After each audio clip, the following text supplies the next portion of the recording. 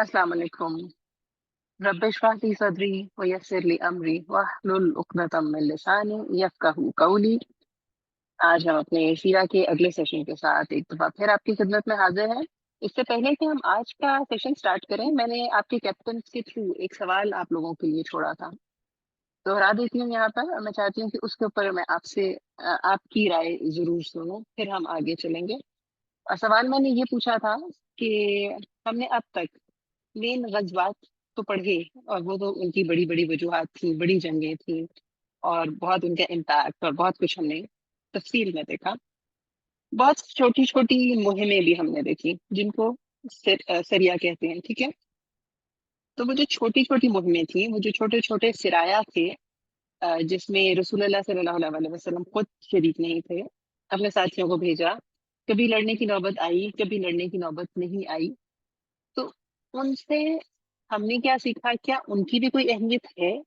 آخر ہم ان کو دیکھ ہی کیوں رہے ہیں؟ اور اس سے ابھی تک آپ نے کیا سیکھا؟ اگر آپ باری باری ہاتھ کھڑا کر دیں تو میں آسانی سے آپ کو موقع دے سکتی ہوں بات کرنے کا.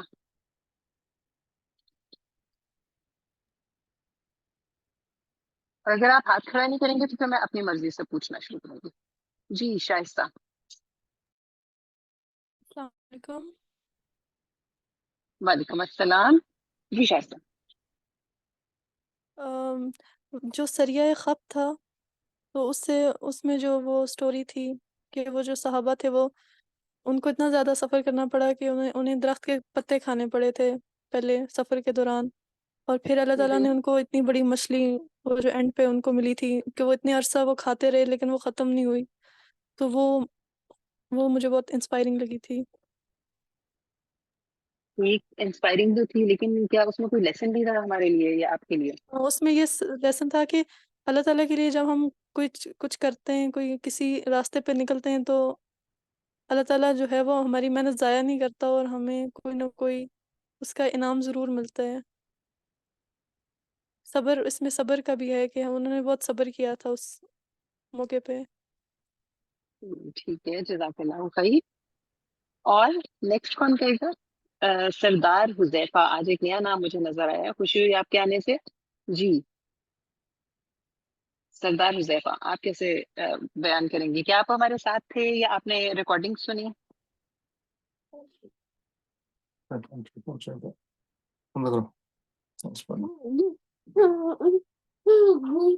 سردار حذیفہ، آپ ہمیں سن سکتے ہیں؟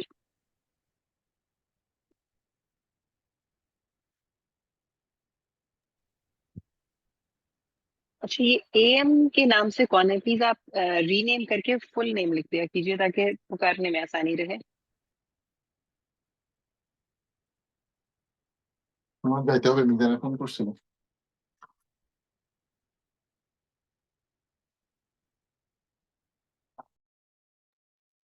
سردار حذیفہ. اوکے، آگے چلتے ہیں. Farhana. Yes, I can hear you. Yeah. جی فرحانہ، کچھ کہیں گی اب السلام تک کے جو علیکم. چھوٹے چھوٹے سرایا تھے؟ وعلیکم السلام. ان چھوٹے چھوٹے سرایا سے کیا سیکھا؟ I just joined now. I don't actually. I was on نہیں، جو before. پچھلے سیشنز میں، نہیں پچھلے سیشنز میں ابھی تک اگر آپ لائیو سنتی رہی ہیں یا آپ نے ریکارڈنگ سنی ہوئی تو آپ نے دیکھا ہوگا No, کہ I just add today. I just joined today. So okay ٹھیک ہے. sorry. No. It's okay. Mala آپ کچھ ایڈ کریں گی؟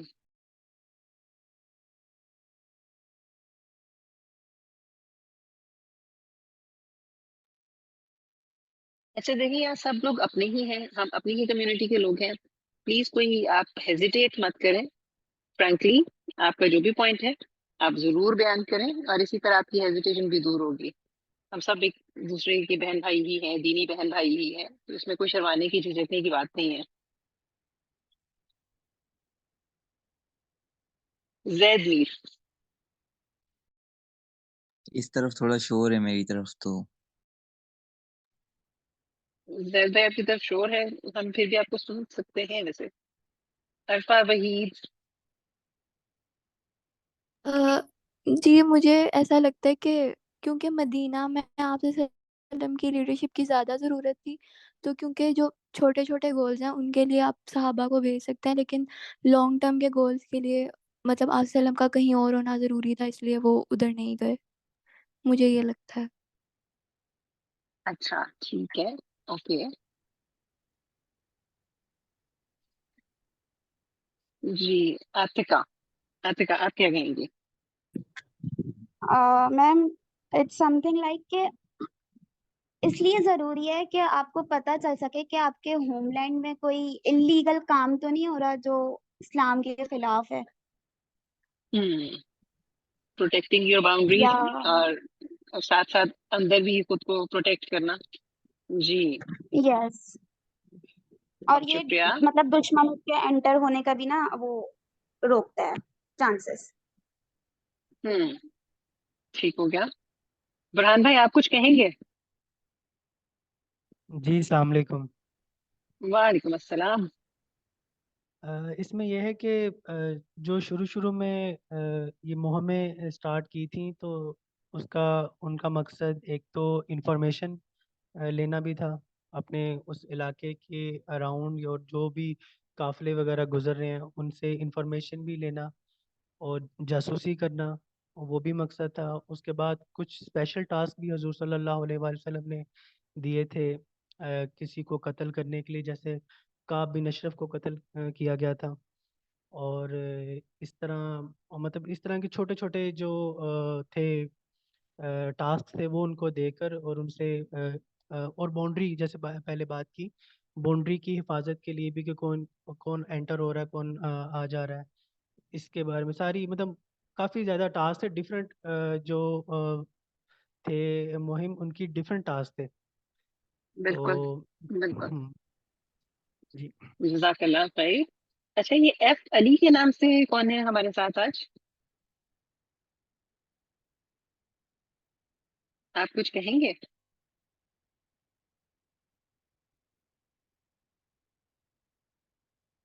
چلیے جی، آپ لوگ اب مجھے امید تھی کہ شاید زیادہ اچھے سے جواب دے سکیں گے، اسی لیے سوال پہلے سے کیا جاتا ہے تاکہ اگر آپ منٹلی پریپیئر نہیں بھی ہیں تو تھوڑا سا اس پہ غور و فکر سوچ و بچار کر کے اس کا جواب کچھ نہ کچھ ذہن میں رکھ لیں۔ بتاتی چلوں کہ بہت چھوٹی چھوٹی مہمیں، جیسے ابھی ہم آج کا مین ٹاپک شروع کرنے سے پہلے 4 چھوٹے سرایا کا ذکر کریں گے۔ جتنے بھی سرایا تھے، جتنے بھی یہ چھوٹی مہمیں تھیں، ان میں سے بعض تو اتنی چھوٹی مہمیں تھیں کہ بعض ہسٹورینز ان کو ذریعہ کاؤنٹ ہی نہیں کرتے، وہ ان کو سمپل پیٹرولنگ کہتے ہیں، جیسے آپ کی ٹیم گشت کر رہی ہوتی ہے، راؤنڈ لے رہی ہوتی ہے، اور رستے میں کسی سے کوئی چھیڑ چھاڑ ہو گئی اور بس اپنے اپنے رستے میں چل پڑے۔ تو اس وجہ سے جب کاؤنٹ کرتے ہیں تو کاؤنٹ میں بھی ہمیں ڈفرینس نظر آتا ہے۔ تو اگر ہم رسول اللہ صلی اللہ علیہ وسلم کی ٹوٹل ساری جو بیٹلز اور چھوٹی چھوٹی اور بڑی ساری غزوات اور سرایا کو دیکھیں، جو فگر ہمارے سامنے آتا ہے وہ کل غزوات 27 تھے جو رسول اللہ صلی اللہ علیہ وسلم نے جو لڑائیاں لڑی تھیں، مطلب جن کو خود آپ صلی اللہ علیہ وسلم نے لیڈ کیا تھا۔ اور بعض نے تبوک کو شامل نہیں کیا، جس نے تبوک کو شامل کیا ہے انہوں نے 28 غزوات لکھے ہیں، اور تبوک کو شامل نہ کرنے کی وجہ یہ کہ آرمی گئی تو تھی مگر جنگ کی نوبت نہیں آئی تھی، تو اس لیے کسی نے اس کو غزوہ میں کاؤنٹ کیا، کسی نے نہیں کیا، تو تعداد میں فرق اس طرح سے آ جاتا ہے۔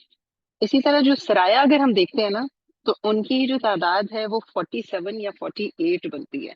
آپ یہ سوچیں کہ مدینہ میں رسول اللہ صلی اللہ علیہ وسلم نے اپنی زندگی کے 10 سال گزارے، 10 سال میں مسلمانوں نے 48 چھوٹی بیٹلز اور اگر 27 یا 28 بڑی جنگیں کی ہیں، تو آپ سوچیں کہ مدینہ کا زمانہ کتنا ہیپننگ رہا ہوگا کہ مسلمان کسی بھی ٹائم پہ بالکل ہی پیس آف مائنڈ کے ساتھ ہاتھ پہ ہاتھ رکھ کے نہیں بیٹھے ہوئے تھے۔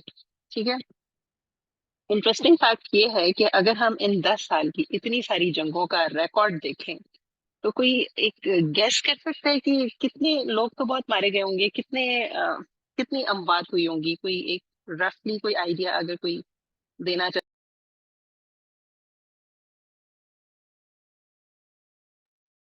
گیس کرے نا، کوئی گیس کرے گا؟ کون گیس کرے گا؟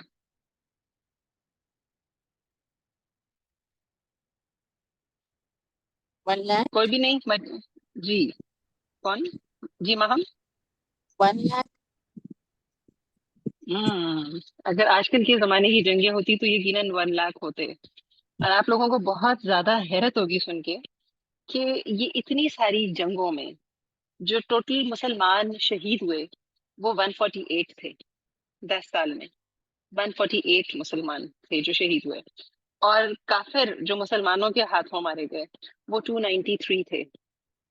آپ امیجن کر سکتے ہیں کہ جس اسلام کو بہت اورینٹلسٹ تنقید کا نشانہ بناتے ہیں کہ جی انہوں نے تو اسلام پھیلایا ہی جنگوں کے زور پہ تھا، ہماری جنگوں کا کوئی مقابلہ نہیں اس وقت کی ان تمام جنگوں سے جو دوسری اقوام نے کی تھی، کیونکہ وہاں پہ جب فاتح کسی علاقے میں جاتے تھے تو وہ بے تحاشا قتل و غارت گری کرتے تھے، جبکہ مسلمانوں کو یہ بتایا گیا تھا کہ جنگ میں بھی ہر چیز جائز نہیں ہے، جنگ کے اندر بھی آپ کو کچھ قوانین کا خیال رکھنا ہے. آپ عورتوں کو نہیں مار سکتے، بچوں کو نہیں مار سکتے، بوڑھوں کو نہیں مار سکتے، سویلینز کو نہیں مار سکتے، صرف ان سے لڑائی کریں گے جو میدان جنگ میں آپ کے مقابلے پہ آئے ہیں.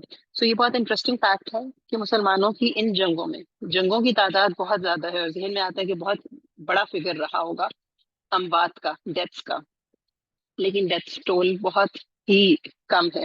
اور اسی طرح ٹوٹل جو قیدی بنائے گئے تھے وہ کوئی 6070 قیدی تھے. ان کے اوپر بھی کبھی بات کریں گے. ہم اب آج کے اپنے ٹاپک کی طرف آتے ہیں. آپ کے سامنے اسکرین پہ نام آپ کو شو ہو رہا ہوگا. اب سب سے پہلے ہم جس چھوٹے سے سریا کی بات کرنے جا رہے ہیں وہ سریا دیار بنی کلب. بنی کلب ایک قبیلے کا نام ہے، دیار گھر کو کہتے ہیں. تو بنی کلب کا جو علاقہ تھا وہاں پہ سریا بھیجا گیا تھا، اور علاقے کا نام تھا دومت الجندل. ٹھیک ہے.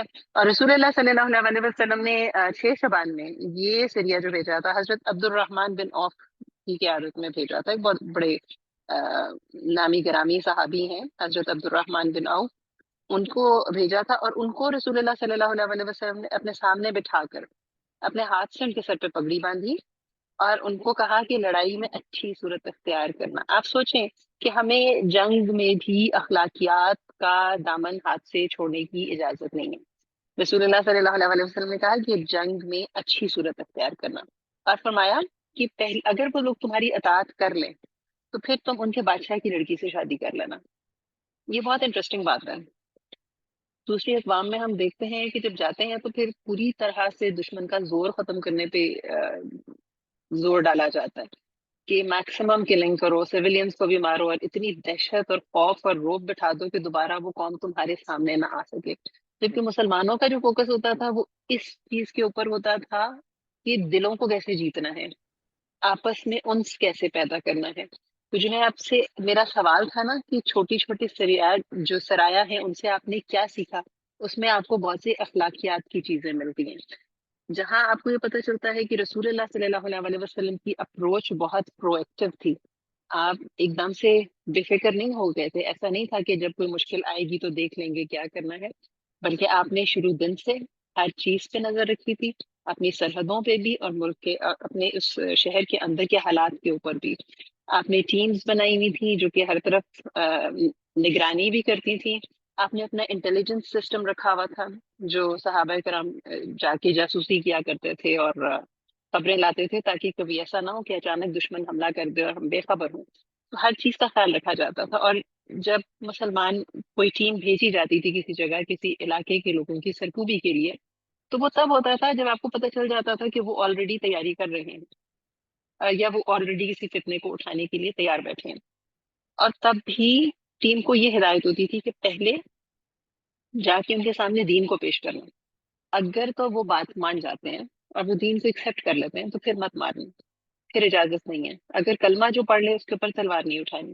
اور پھر یہ جیسے آپ دنیا کی کسی بھی قوم کی ہسٹری اٹھا لیں، کسی وار کی ہسٹری اٹھا لیں، وہاں پہ ہمیشہ مخالفوں کے ساتھ یہی کیا جاتا ہے کہ ان کو یا تو غلام بنایا جاتا ہے یا ان کی خواتین کو ریپ کر دیا جاتا ہے یا بدترین تشدد کا نشانہ بنایا جاتا ہے.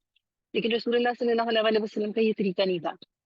آپ کا طریقہ تھا کہ باعزت طریقے سے قبائل کے بیچ میں شادیاں کروائی جاتی تھیں، کیونکہ جب وہ سسرالی رشتہ بن جاتا تھا تو وہ ہمیشہ کے لیے دشمنی ختم ہو جاتی تھی. وہ قبیلے ہمیشہ کے لیے ایک آپس میں ایک نئے رشتے میں بندھنے کے بعد ایک خاص لگاؤ کے ساتھ ایک دوسرے سے جڑ جاتے تھے، ایک خاص محبت کے رشتے میں بندھ جاتے تھے. تو یہاں پہ بھی ہمیں یہی چیز نظر آ رہی ہے کہ آپ نے فرمایا حضرت عبد الرحمن کو کہ پہلے تم ان کو دعوت دینا، اگر وہ اطاعت کر لیتے ہیں تو پھر بادشاہ کی لڑکی سے شادی کر لینا، تاکہ ان کے دل میں کسی قسم کی کدورت بھی نہ رہے اور آپس میں بھائی چارہ سا پیدا ہو جائے. تو ایسا ہی ہوا. حضرت عبد الرحمن بن عوف وہاں گئے، 3 دن اسلام کی دعوت دیتے رہے. بالآخر ان کی قوم نے اسلام قبول کر لیا، اور پھر حضرت عبد الرحمن بن عوف نے جو وہاں کا بادشاہ تھا اس کی یا جو سردار تھا. ایک سیکنڈ، آپ لوگ پلیز اپنے مائک میوٹ ہی رکھیے ورنہ آواز میری واپس مجھے پلٹ کے آ رہی ہے. Okay. تو وہاں کے جو سردار تھا اس کی بیٹی جس کا نام تمازر تھا، تمازر بنت اسبغ، اس سے شادی کر لی اور وہ پھر ان کے صاحبزادے کی ماں بنی. سو اس طرح سے ہم اس کو سریا میں گنتے ضرور ہیں کیونکہ ایک قوم کی سرکوبی کے لیے وہاں پہ بھیجا گیا، لیکن ایکچولی اگر ہم دیکھیں تو لڑائی ہوئی نہیں تھی. ٹھیک ہے، کیونکہ وہ اسلام لے آئے تھے. جب وہ اسلام لے آئے تو پھر اس کے بعد ان کے ساتھ کسی قسم کے جھگڑے کی کوئی گنجائش رہ نہیں جاتی. چارج نہیں آتے.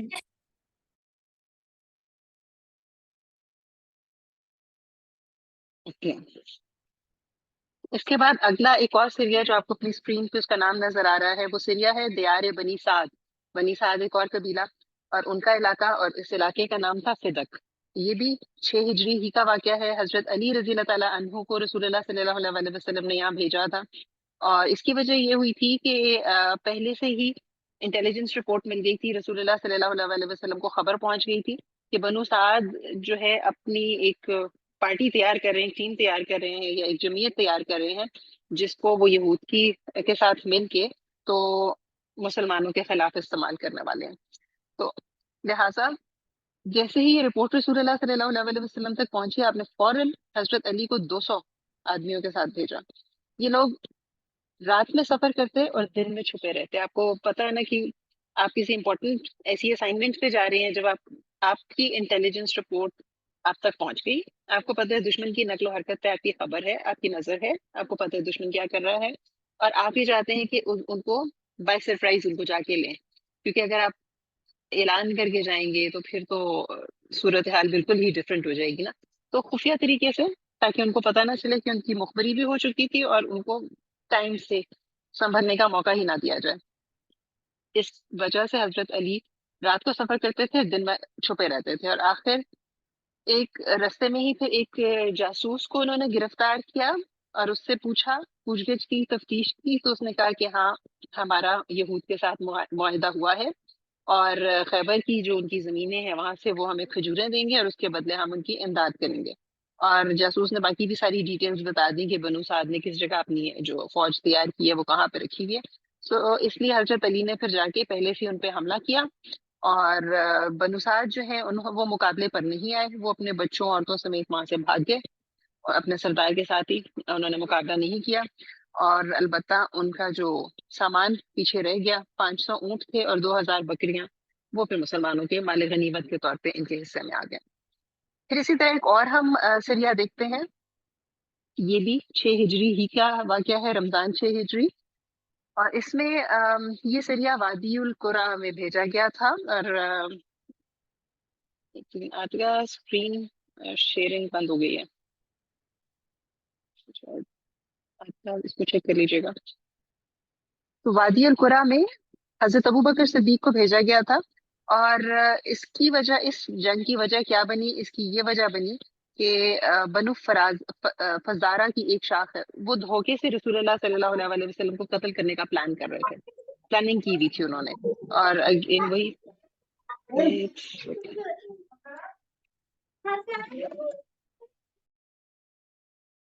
جی، اور رسول اللہ صلی اللہ علیہ وسلم کو چونکہ پہلے اس کی خبر مل گئی تھی، تو لہٰذا تب بھی آپ نے ان کی فوراً سرکوبی کا ارادہ کیا. اور ایک صحابی تھے حضرت سلمہ بن اکو رضی اللہ تعالیٰ عنہ، ان کا بیان ہے کہ سریا میں میں بھی حضرت ابوبکر صدیق کے ساتھ تھا.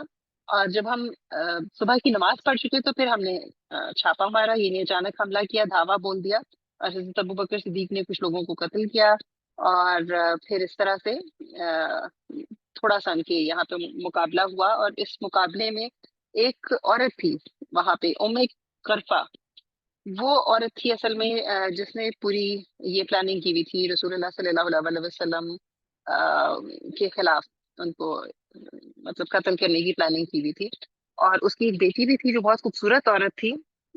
اس عورت کو گرفتار کیا گیا، اور اس عورت نے اپنی بیٹی دے دی صحابی کو کہ اچھا یہ آپ اس سے نکاح کر لیں جو بھی ہے۔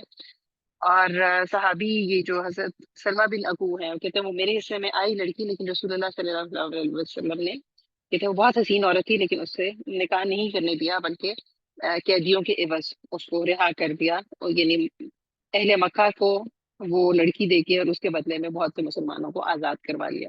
تو ہم مسلمانوں کی جو قیدیوں والا معاملہ ہے، جنگی قیدیوں میں، وہاں ہم یہ دیکھتے ہیں کہ چونکہ اسلام نے آنے کے بعد، اسلام سے پہلے ملک میں بلکہ پوری دنیا ہی میں غلاموں کا اور لونڈیوں کا بہت رواج تھا، لیکن جس کو آہستہ آہستہ اسٹیپ بائی اسٹیپ اسلام نے پھر اس کو ختم کیا، اور پہلی پریفرنس یہی دی، کیونکہ کسی کو قید میں رکھنا اسلام میں پسند نہیں کیا گیا۔ اسی لیے آپ کو اسلام کی سزاؤں میں کوئی بھی امپریزنمنٹ کی سزا نہیں ملتی، جیسے ہوتا ہے نا جیل میں بند کرنے والی سزا، یہ باقی قوانین کے تحت سزا کے طور پہ ٹھیک ہے ہم لوگوں نے اس کو اپنا لیا، وہ ایک علیحدہ بات ہے، لیکن اسلام نے قیدیوں کی اور ان کی رہائی کے اوپر کافی زور دیا ہوا ہے۔ تو اس خاتون کو بھی، although یہ ایک بدترین سازشی خاتون کی بیٹی تھی، لیکن رسول اللہ صلی اللہ علیہ وسلم نے، اور شاید یہ بھی وجہ ہو کہ آپ نہ چاہتے ہو کہ ایک سازشی ذہن کی جو ماں ہے اس کی بیٹی کسی مسلمان کی بیوی بن کے مسلمانوں کی صفوں میں شامل ہو، تو لہٰذا ہو سکتا ہے ایک وجہ، ایک پاسبلٹی ہے کہ یہ بھی ہو، یہ میری ذاتی سوچ ہے، باقی اللہ بہتر جانے۔ تو ان کے بدلے، اس عورت کے بدلے بہت سے مسلمان قیدیوں کو آزاد کروا دیا گیا۔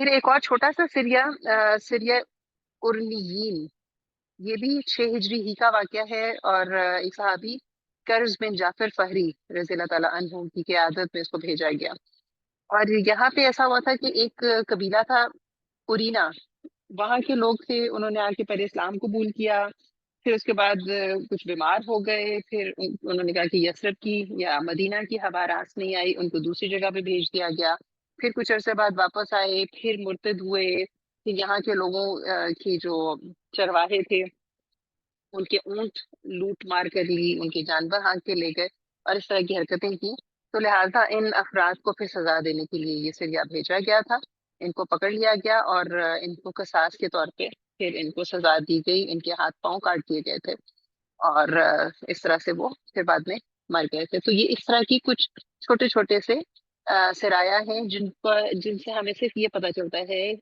نہ صرف یہ پتہ چلتا ہے کہ مسلمان کس قدر چوکس اور بیدار تھے، اپنے دفاع سے باخبر تھے، بے خبر نہیں تھے، ان کو پتا تھا دشمن کی ہر نقل و حرکت پہ ان کی نظر تھی، اپنے علاقے کے اندر بھی اگر ان کو لا اینڈ آرڈر کا کوئی مسئلہ نظر آتا تھا تو اس کو امیڈیٹلی حل کرتے تھے، چیزوں کو ڈیلے نہیں کیا جاتا تھا، بلکہ فوری طور پہ اس چیز کا نوٹس لیا جاتا تھا اور حل کیا جاتا تھا۔ اور اس کے علاوہ زیادہ تر یہ کوشش، بہت سی مہم جب بھیجی جاتی تھی تو لڑنے کی کئی دفعہ نوبت اس لیے بھی نہیں آتی تھی کہ روب بیٹھ جاتا تھا۔ تو ایک مقصد اس کا یہ بھی تھا کہ ارد گرد کے جتنے بھی قبائل ہیں ان پہ ایک دھاک بٹھا دی جائے، ان کے اوپر روب اتنا ہونا چاہیے، ان کو پتا ہو کہ مسلمان اتنے بیدار مغز ہیں کہ وہ کھل کے کبھی سامنے آنے کی جرت بھی نہ کریں۔ دشمن کے حوصلے توڑ دینا یہ سائیکولوجیکل وار میں بہت اہم ہوتا ہے، کہ آپ کسی کے اوپر اپنی اتنی دھاک بٹھا دو کہ وہ آپ کے مقابلے پہ آ ہی نہ سکے۔ اگر آپ دیکھیں تو اس پر اسرائیل نے بھی یہی کیا ہے، مسلمانوں پہ اپنی دھاک بٹھائی ہوئی ہے، ورنہ اگر آپ جغرافی دیکھیں اس علاقے کی، چھوٹا سا اسرائیل، چاروں طرف مسلمان ممالک ہیں، لیکن مسلمان ممالک اتنے اس کے روب میں آئے ہوئے ہیں، اس کی دہشت میں آئے ہوئے ہیں کہ کیا اس کو ہر طرف سے یہ تھریٹ کر کے تو اس کو پریشان نہیں کر سکتے تھے؟ اس کو تو اس کا تو پتا پانی ہو جانا چاہیے تھا اسرائیل کا، کہ میں اگر کسی فلسطینی کو ہاتھ بھی لگاؤں گا تو میرے تو ہر طرف ان کے اپنے مسلمان بیٹھے ہوئے ہیں، میرا تو اپنا سروائیول مشکل ہے۔ لیکن الٹا حساب ہے کہ اس نے، اسرائیل نے اپنی ٹائز اتنی اسٹرانگ ادھر ادھر بنائی ہوئی ہیں دوسرے سربراہوں کے ساتھ کہ ان سربراہوں کو اسرائیل کو آنکھیں دکھانا بھی مشکل لگتا ہے، عملی قدم کرنا تو بہت دور کی بات ہے، عملی طور پہ کوئی جنگ کرنا یا اس کو تھریٹ کرنا تو بہت دور کی بات ہے، غصے سے اس کو آنکھ دکھانا بھی ان کو مشکل لگتا ہے۔ تو یہ اس طرح کی سائیکولوجیکل ٹیکٹکس بھی ہوتی ہیں جس پہ آپ لوگوں کو اپنے سے دور رکھتے ہو۔ نیکسٹ سلائڈ کرتے ہیں۔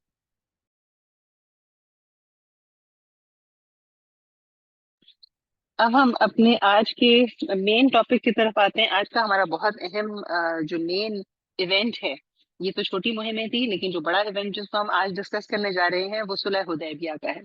بہت اہم واقعہ، اور کیوں اہم ہے یہ بھی آپ آگے چل کے دیکھیں گے۔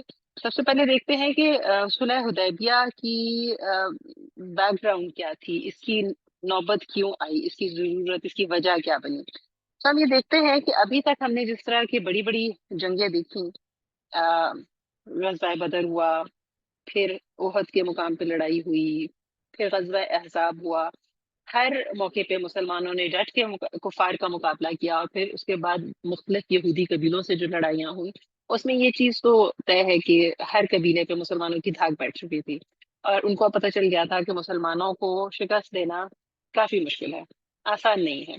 سو ایک حد تک مسلمان اب بہت ون ون پوزیشن میں آ چکے ہوئے تھے، اور کامیابی اور ان کو فتح عظیم جو اپنا ایک طرح سے وہ امیج بنا چکے تھے، لوگوں کو چاہے کوئی ایکسیپٹ کرے یا نہ کرے، لیکن یہ چیز ان کو سمجھ تو آ گئی تھی۔ اب مسلمانوں کا اگر ہم یہ دیکھیں کہ 6 سال ہو گئے ہیں، جیسے بھی میں نے پچھلے 4 واقعات جو ذکر کیے سارے 6 ہجری کے ہیں نا، تو مکہ سے نکلے بھی 6 سال ہو گئے ہیں۔ ہم نے جیسے شروع میں ذکر کیا تھا، آپ کو پتہ ہے کہ خانہ کعبہ اس طرح سے انہوں نے بنا دیا تھا بتوں کا گڑھ، کہ ہر قبیلے کے بت رکھ دیے تھے، ہر مذہب کے بت رکھ دیے تھے، عیسائیوں کے بھی بت رکھ دیے تھے، ہر مذہب کے ماننے والوں کے لیے ایک اٹریکشن بنا دیا تھا، تاکہ ٹورزم بڑھے، لوگ آئیں، زیادہ سے زیادہ ہر کوئی اپنے اپنے بت کو ہی پوجنے کے لیے آئے گا، کیونکہ ظاہر ہے مکہ کو تو بہت زیادہ اس سے زر مبادلہ حاصل ہوتا تھا نا، اس کو تو پیسہ ملنا تھا، لوگ آتے جتنے زیادہ زائرین آتے، تو ہر مذہب کے ماننے والوں کا رائٹ انہوں نے ایکسیپٹ کر لیا تھا خانہ کعبہ پہ، سوائے دین ابراہیمی والوں کے، جن کا ایکچولی رائٹ بنتا ہے۔ حضرت محمد صلی اللہ علیہ وسلم تو حضرت ابراہیم والے ہی دین کو ریوائو کر رہے تھے نا، کیونکہ تمام انبیاء کا دین تو ایک ہے، توحید، صرف ایک خدا کو مانو، ایک خدا کے سوا کوئی عبادت کے لائق نہیں، یہی دین تھا، شروع دن سے حضرت آدم علیہ السلام سے چلا آ رہا تھا، اور حضرت آدم نے تعمیر کیا خانہ کعبہ، اس کے بعد حضرت ابراہیم علیہ السلام نے، حضرت اسماعیل علیہ السلام نے، تو وہ جو ان کی ٹیچنگز پہ مسلمان تھے، وہ تو سب سے زیادہ حقدار تھے کہ اس گھر میں ان کو عبادت کا حق ملے، لیکن صرف انہی کو ڈپرائیو کیا گیا تھا، ان کے علاوہ ہر مشرک کو اندر جانے کی اجازت تھی۔ تو آپ سوچ سکتے ہیں کہ جن لوگوں کو اپنے گھروں سے نکلے ہوئے 6 سال گزر گئے تھے، ان کو بھی اپنے گھروں کی تو جو یاد آتی ہوگی وہ تو علیحدہ کہانی ہے، لیکن وہ اللہ کے اس گھر کے لیے کس قدر تڑپتے ہوں گے، خانہ کعبہ کا طواف کرنے کو ان کا کتنا جی چاہتا ہوگا، اس گھر کو جا کے ایک دفعہ پھر سے اپنی آنکھوں کے سامنے دیکھنا، اور اللہ کی وہاں پہ جا کے عبادت کرنا، کتنا تڑپتے ہوں گے۔ تو ایسے میں ہی ایک رات رسول اللہ صلی اللہ علیہ وسلم کو خواب دکھایا گیا، اللہ تعالیٰ نے خواب دکھایا کہ آپ اور آپ کے صحابہ کرام مسجد حرام میں داخل ہوئے ہیں، آپ نے خانہ کعبہ کی کنجی یعنی چابی لی، اور پھر اپنے اصحاب کے سمیت آپ نے بیت اللہ کا طواف کیا اور عمرہ ادا کیا، پھر کچھ لوگوں نے سر کے بال منڈوائے اور کچھ نے بال کٹوائے، اور پھر آپ نے صحابہ کرام کو اس خواب کے بارے میں بتایا، تو وہ بڑے خوش ہوئے، اور وہ سمجھ گئے کہ اچھا اس کا مطلب ہمیں مکہ میں داخلہ نصیب ہو جائے گا، اور آپ نے بھی بتایا کہ انشاءاللہ عمرہ ادا کریں گے، اور آپ لوگ بھی سفر کی تیاری کر لو۔ اچھا، یہ آپ لوگوں کو یاد ہوگا شروع میں ہم ذکر کر چکے وحی کی مختلف کیفیات کی، کہ رسولوں کے جو خواب ہوتے ہیں نا، وہ ہمارے خوابوں جیسے نہیں ہوتے، ان کو خواب بھی اسی طرح نظر آتے ہیں جیسے آنکھیں کھلی میں آپ دیکھ رہے ہوتے ہو نا، کیونکہ ان کے خواب بھی وہی ہوتے ہیں، عام انسانوں جیسے نہیں ہوتے، اور ان کے کوئی بھی خواب شیطانی خواب نہیں ہو سکتا، ان کے خوابوں تک شیطان کی رسائی نہیں ہے۔ عام انسان کو تو چلو شیطان بھی کچھ بہکانے والے خواب دکھا سکتا ہے کبھی کبھی، لیکن نبیوں کے ساتھ ایسا معاملہ نہیں ہوتا، اور ان کے بالکل خواب ایسے ہوتے ہیں جیسے آپ کھلی آنکھوں سے کچھ دیکھ رہے ہو، اور سچے خواب ہوتے ہیں کیونکہ وہی ہوتے ہیں۔ البتہ خیال آیا مجھے ایک دم سے کہ ویسے بھی کہا جاتا ہے کہ اگر عمرہ یا حج آپ خواب میں دیکھو تو اس کی تعبیر وہی ہوتی ہے، عمرہ دیکھو تو اس کا مطلب عمرہ آپ کو نصیب ہوگا، اور حج کی تعبیر حج ہی ہوتی ہے۔ خیر، جب رسول اللہ صلی اللہ علیہ وسلم نے اپنے ساتھیوں کو یہ خواب سنایا تو فطری طور پہ ہر کوئی بہت خوش ہوا، ہر کوئی جوش و خروش سے تیاری کرنا شروع ہو گیا، اور رسول اللہ صلی اللہ علیہ وسلم نے اعلان بھی فرما دیا ارد گرد کی آبادیوں پہ بھی کہ جو ساتھ چلنا چاہے سب ساتھ چلیں، جو بھی آنا چاہے۔ ہم ظاہر ہے مسلمان اب آس پاس کی آبادیوں میں بھی تو پھیل چکے تھے نا، بہت سے اور بھی قبائل مسلمان ہو چکے تھے، تو تمام جتنے بھی مسلمان ہو چکے تھے سب تک خبر پہنچا دی کہ ہم جا رہے ہیں انشاءاللہ عمرہ کرنے۔ حضرت عبداللہ بن ام مکتوم، جن کو پہلے بھی کئی دفعہ مدینہ کی نگرانی سونپی گئی تھی، بڑی انٹرسٹنگ بات ہے، حالانکہ یہ نابینا صحابی تھے، لیکن اکثر جب کہیں جنگ پہ بھی جانا ہوتا تھا تو مدینہ کا سارا انتظام و انصرام رسول اللہ صلی اللہ علیہ وسلم ان کے حوالے کر کے جاتے تھے۔ بہت موقعوں پہ ان کو ساری رسپانسبلٹی دی گئی، تو اس موقع پہ بھی ان کو اپنے مدینہ کا سارا انتظام اپنے پیچھے دیکھنے کا کہا۔ اور پھر جو آپ کی اونٹنی تھی قصوہ، وہی مشہور اونٹنی، جب مدینہ آئے تھے تو اسی اونٹنی پہ سوار تھے، یاد ہوگا آپ کو واقعہ کہ جہاں اونٹنی بیٹھ گئی تھی وہیں پہ مسجد نبوی تعمیر ہوئی تھی، وہی قصوہ جو تھی اس سفر میں بھی ساتھ تھی۔ اور یکم ذیقعد 6 ہجری کو رسول اللہ صلی اللہ علیہ وسلم عمرے کے لیے روانہ ہوئے اپنے ساتھیوں سمیت۔ اس سفر میں آپ کی ازواج میں سے حضرت ام سلمہ رضی اللہ تعالی عنہا آپ کے ساتھ تھیں۔ اچھا، رسول اللہ صلی اللہ علیہ وسلم کا طریقہ یہ تھا کہ جب بھی کسی سفر میں جاتے تھے تو آپ قرعہ ڈالتے تھے، جس کے نام کا قرعہ نکلتا تھا وہ جو بیوی ہوتی تھی نا اس سفر میں وہ ساتھ جاتی تھی۔ تو اس سفر میں ام سلمہ رضی اللہ تعالی عنہا کا نام تھا، اور اس وقت رسول اللہ صلی اللہ علیہ وسلم سے 1400 یا 1500 کے قریب صحابہ کرام تھے، اور آپ لوگوں نے چونکہ عمرہ کی نیت سے جا رہے تھے اور آپ کو تھا کہ کہیں تھریٹنڈ فیل نہ کرے مکہ کے لوگ، لہٰذا ہتھیار ساتھ نہیں اٹھائے گئے، صرف ایک ایک تلوار جو کہ نیام میں تھی، ٹھیک ہے، تاکہ ظاہر ہے اپنی حفاظت کے لیے تو ان کو سفر میں ایسی ضرورت ہوتی تھی رکھنے کی، لیکن باقی کوئی تیر اور نیزے اور ایسی کوئی چیز نہیں رکھی جس سے کسی کو لگے کہ یہ عمرے کے بہانے سے حملہ کرنے آ رہے ہیں۔ اور اس طرح پھر آپ نے قربانی کے جانور بھی ساتھ لیے، مکہ کی طرف گئے، اور ایک نشانی اس وقت کی جاتی تھی کہ جو اونٹ ہوتے تھے قربانی کے، اس کے کوہان کے اوپر چیر کے تو ایک نشان سا بنا دیا جاتا تھا، تاکہ جو بھی رستے میں دیکھے ان کو پتا ہو کہ یہ قربانی کے جانور ہیں اور یہ عمرے کی نیت سے جا رہے ہیں، تو کوئی ڈاکو لٹیرا بھی ان کے ساتھ چھیڑ چھاڑ نہ کرے، اور ویسے بھی سب کو پتہ چل جائے کہ یہ زائرین ہیں، ان کو روکنا نہیں ہے یا ان کو پریشان نہیں کرنا۔ تو اسی طرح انہی طریقوں کے مطابق آپ صلی اللہ علیہ وسلم بھی چلے، رستے سے ایک جگہ پہ آپ نے اپنا رستہ بھی بدلا، کیونکہ نوبت ایسے آ رہی تھی کفار کے، ظاہر ہے رسول اللہ صلی اللہ علیہ وسلم نے چونکہ اعلان فرما دیا تھا، تب تک ادھر ادھر جب خبر نکلی تھی تو مکہ تک بھی پہنچنی تھی، جب مکہ تک بھی پہنچ گئی، اب ان کے لیے بھی ایگو ایشو بھی تھا، ایک بے عزتی کی بات تھی کہ اچھا اگر ہم نے آنے دیا تو لوگ سمجھیں گے کہ ہم دب گئے مسلمانوں سے۔ اب آپس میں مشورے کر رہے ہیں کہ کیا کریں، جنگ کی جائے، روکا جائے، اندر آنے نہ دیا جائے۔ ان کو بھی ایک وہاں پہ ایک طرح سے ایمرجنسی سی نافذ ہو گئی، مجلس شورا جو ان کی پارلیمنٹ ہوتی تھی اس کو میٹنگ کال کی گئی، سارے بیٹھے کہ اب بتاؤ کیا کریں، کہ اس طرح سے تو ہم نہیں ہونے دے سکتے۔ دوسری طرف رسول اللہ صلی اللہ علیہ وسلم کو بھی پتہ چل گیا کہ خبر پہنچ گئی کہ کفار اب اور اپنے وہ بھی ساتھیوں کو اکٹھا کر رہے ہیں، اپنے لشکر اکٹھا کر رہے ہیں، تو آپ نے بھی اپنے ساتھیوں سے مشورہ کیا کہ ہاں جی کیا کیا جائے۔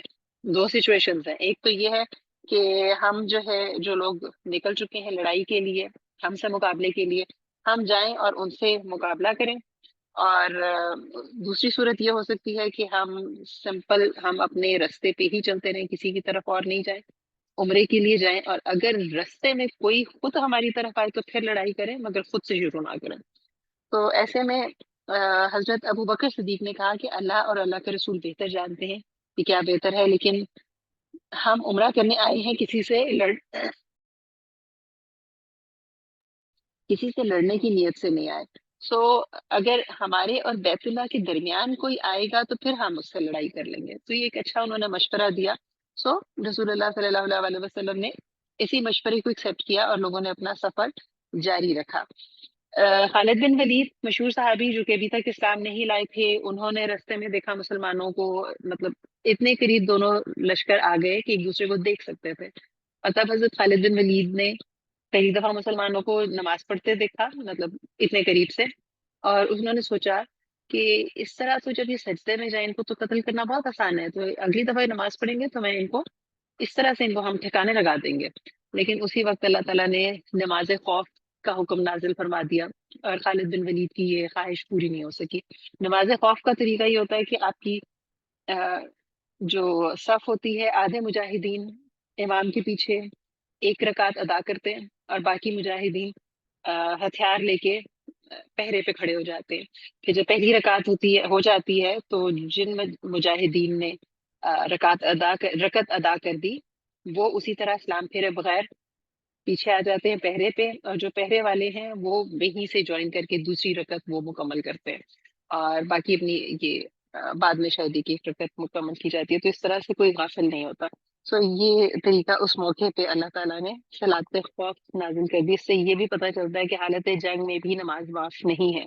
جب دشمن سامنے ہے اور اچانک آپ پہ ٹوٹ پڑ سکتا ہے اور آپ کو تہس نہس کرنے کی پلاننگ کر سکتا ہے، ایسے میں بھی نماز میں کمی کر دی، 2 رکعت پڑھ لو، ایک رکعت پڑھ لو، آدھی فوج ایک رکعت پڑھ کے ہٹ جائے، باقی آدھی فوج دوسری رکعت پڑھے، اور پھر جب اپنے گھروں کو لوٹ جاؤ تو اپنی نماز مکمل کر لو. لیکن نماز کی ایسی حالت میں بھی معافی نہیں ہے. پھر رسول اللہ صلی اللہ علیہ وسلم نے یہ کیا کہ رستہ بدل دیا اور خالد بن ولید کو پتہ نہیں چلنے دیا. اور چونکہ مسلمان چاہتے یہی تھے کہ کسی قسم کی کنفرنٹیشن نہیں ہو، بلکہ ہم کلیئرلی ہم صرف عبادت کے لیے جا رہے ہیں. اور جب تک حضرت خالد کو پتہ چلا اس وقت تک مسلمان نکل چکے تھے. پھر وہ مکہ بھاگے، اور وہاں اگین آپ سمجھ سکتے ہیں کہ کیا سچویشن ہوئی ہوگی کہ مکہ میں بھی ایک ہلچل مچ گئی ہوگی کہ مسلمان آ رہے، ان کو روکنا ہے. قافلہ بھی بھیجا، آمنا سامنا بھی ہوا، مسلمانوں نے رستہ بدلا، وہ دوسری سائڈ پہ چلے گئے، پھر آپس میں یہ جا کے پھر بات کریں اب کیا کیا جائے، اب کیا اسٹریٹجی ہو.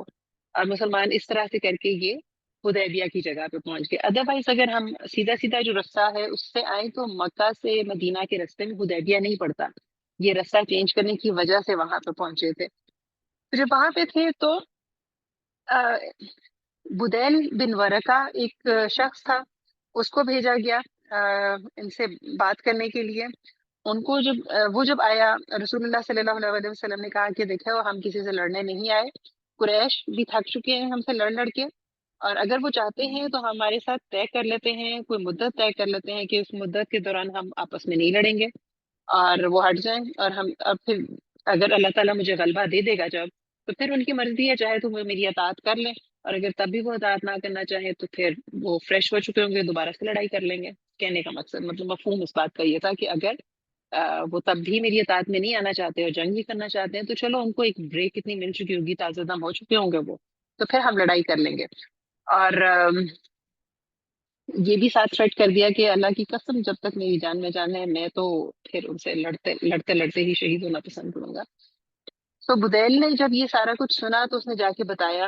اب پھر بیچ میں کورسپونڈنس ہوتی رہی، کبھی ان کا ایک شخص آتا تھا پھر دوسرا آتا تھا بات کرنے، جیسے انہوں نے ایک شخص کو بھیجا. یہ ایک انٹرسٹنگ بات ہے کہ ایک قریش کا ایک اسی ساری آمد و رفت میں ایک شخص مقرز بن حفص آیا، تو رسول اللہ صلی اللہ علیہ وسلم نے فوراً اپنے ساتھیوں کو اس شخص کو دیکھ کے کہا کہ یہ ایک بد عہد آدمی ہے. اس میں یہ پتہ چلتا ہے کہ کسی شخص کی کوئی ایسی بری خصلت ہو جس سے دوسروں کو نقصان پہنچ سکتا ہو، تو لوگوں کو الرٹ کرنے کے لیے اس کے بارے میں بتانا غیبت میں نہیں آتا، بلکہ آپ کو ضرور الرٹ کر دینا چاہیے کہ اس شخص پہ، تاکہ کوئی بھروسہ نہ کرے. پھر اسی طرح ایک اور ساتھی قریش نے اپنا بھیجا، جو بنو کنانا کے ایک آدمی کو، اس کو کہا حلیف بن علقمہ تھا. تو جب وہ شخص آیا تو رسول اللہ صلی اللہ علیہ وسلم نے اپنے ساتھیوں سے کہا کہ یہ جو شخص ہے نا، یہ ایسی قوم سے ہے جس کی قوم قربانی کے جانوروں کا بہت احترام کرتی ہے، ہدی کے جانور اس کو بولا جاتا ہے، تو ان کا بہت احترام کرتی ہے، لہٰذا سب اپنے جانور کھڑے کر دو تاکہ وہ دور سے بھی دیکھ لے کہ یہ واقعی قربانی کے جانور ساتھ لے کے آئے ہیں اور صرف عبادت کی نیت سے آئے ہیں. تو یہ ہمیں پتہ چلتا ہے رسول اللہ صلی اللہ علیہ وسلم بہت مزاج شناس تھے. آپ اس چیز کو مد نظر رکھتے تھے کہ کون شخص کس طرح کی چیزوں کو پسند کرتا ہے، تاکہ اس سے اسی کے لہجے میں بات کی جائے، بجائے جھگڑنے کے، بات کو بڑھانے کے آپ کو بات کو سلجھانا آتا تھا. تو آپ نے جب اس طرح کیا تو وہ شخص امپریس ہوا، اور اس نے بھی جا کے قریش سے کہا کہ کیوں روکتے ہو ان کو، یہ تو اچھی نیت سے آئے ہیں، صرف خانہ کعبہ کے طواف کی خاطر اور قربانی کے جانوروں کے ساتھ آئے ہیں، تو اسی طرح ایک کے بعد کبھی دوسرا، دوسرے کے بعد کبھی تیسرا، بار بار کوئی مختلف لوگ آ رہے ہیں، جا رہے ہیں اور بات کر رہے ہیں، اور ہر ایک کو یہی کہا جا رہا ہے کہ کسی طرح سے یہاں پہ جنگ کی نوبت نہ آئے۔ پھر ایک شخص عروہ آیا، اس نے بات چیت کرتے کرتے بار بار، اس کا ایک تھوڑا گستاخ انداز تھا کہ وہ بات کرتے کرتے کبھی رسول اللہ صلی اللہ علیہ وسلم کی داڑھی پکڑنے کی کوشش کرتا، کبھی ان کو ٹچ کرنے کی کوشش کرتا، تو جو صحابہ کرام ہے فوراً اس کا ہاتھ روکتے کہ اپنا ہاتھ پیچھے رکھو، کیونکہ یہ کوئی ڈیسنٹ طریقہ تو نہیں ہے نا کہ آپ بات کرتے ہوئے کسی کی داڑھی پکڑ پکڑ کے بات کر رہے ہو۔ تو اس نے جب صحابہ کرام کا طریقہ دیکھا نا، تو اس نے واپس جا کے اپنی قوم کے لوگوں سے اس نے کہا کہ دیکھو، میں بڑے بڑے بادشاہوں کے درباروں میں گیا ہوں، اور میں نے کبھی کسی بادشاہ کے درباریوں کو اتنی محبت کرتے نہیں دیکھا۔ یہ تو جان دیتے ہیں رسول اللہ سے، یعنی ہم رسول اللہ کہتے ہیں لیکن وہ تو محمد بولتے تھے، کہ یہ تو اس پہ جان دیتے ہیں۔ اور میں نے تو دیکھا ہے کہ رسول اللہ سے یہ محمد کہیں پہ اگر تھوک بھی پھینکتے ہیں تو ان میں سے کوئی نہ کوئی صحابی ہاتھ آگے کر دیتا ہے، ان کی تو تھوک بھی وہ زمین پہ نہیں گرنے دیتے، اور بلکہ اپنے جسم پر مل لیتے ہیں۔ وہ وضو کر رہے ہوتے ہیں تو یہ آگے آگے ہو کے ان کے وضو کا پانی تبرک کے طور پہ وہ لے کے اپنے ساتھ اپنے جسم پر مل لیتے ہیں۔ تو ان سے تم لڑو گے، ان کے ساتھ کچھ نہیں ہو سکتا۔ تو اس طرح سے جب بہت زیادہ لوگوں کا بیچ میں جو ایلچی بن کے آئے، بات کرنے کی کوشش کی مسلمانوں سے، تو فائنلی رسول اللہ صلی اللہ علیہ وسلم نے پھر حضرت عثمان کو سفارت دینے کا سوچا۔ اچھا، بیچ میں جب ان کی تھوڑی سی بات ٹھنڈی ہو رہی تھی، کفار کو بھی سمجھ آ رہی تھی کہ اچھا ٹھیک ہے، کہیں کچھ لو کچھ دو والا معاملہ کیا جائے، تو بیچ میں کچھ جوشیلے لوگوں نے یہ بھی کوشش کی کہ چپکے سے مسلمانوں کے کیمپ میں داخل ہو جائے اور اچانک حملہ کریں، دونوں پارٹیز کو لگے کہ دوسرے نے حملہ کیا ہے اور ایک جنگ شروع ہو جائے، کیونکہ وہ چاہتے تھے کہ جنگ ہو۔ لیکن رسول اللہ صلی اللہ علیہ وسلم کی جو جاسوسی کا نظام تھا، آپ کو پہلے ہی پتہ چل گیا، صحابہ اکرام نے پہلے ان کو گرفتار کر لیا اور لے آئے، لیکن رسول اللہ صلی اللہ علیہ وسلم نے احسان کرتے ہوئے ان کو اس لیے چھوڑ دیا کہ آپ واقعتاً لڑائی نہیں چاہتے تھے اس وقت۔ تو اس پہ اللہ تعالیٰ نے بھی کہا کہ اللہ ہی ہے جس نے تم لوگوں کے ہاتھ ان سے اور ان کے ہاتھ تم سے روکے، یعنی یہ اللہ تعالیٰ کی حکمت عملی تھی کہ یہاں پہ لڑائی کا موقع نہ بنے۔ تو اب رسول اللہ صلی اللہ علیہ وسلم نے پھر حضرت عثمان کو کہا کہ وہ جائے، پہلے حضرت عمر سے کہا لیکن پھر حضرت عمر نے کہا کہ عثمان زیادہ مناسب ہیں اسلام کے لیے۔ تو حضرت عثمان پھر گئے اور ان کی پھر گفتگو شروع ہوئی قریش مکہ کے ساتھ۔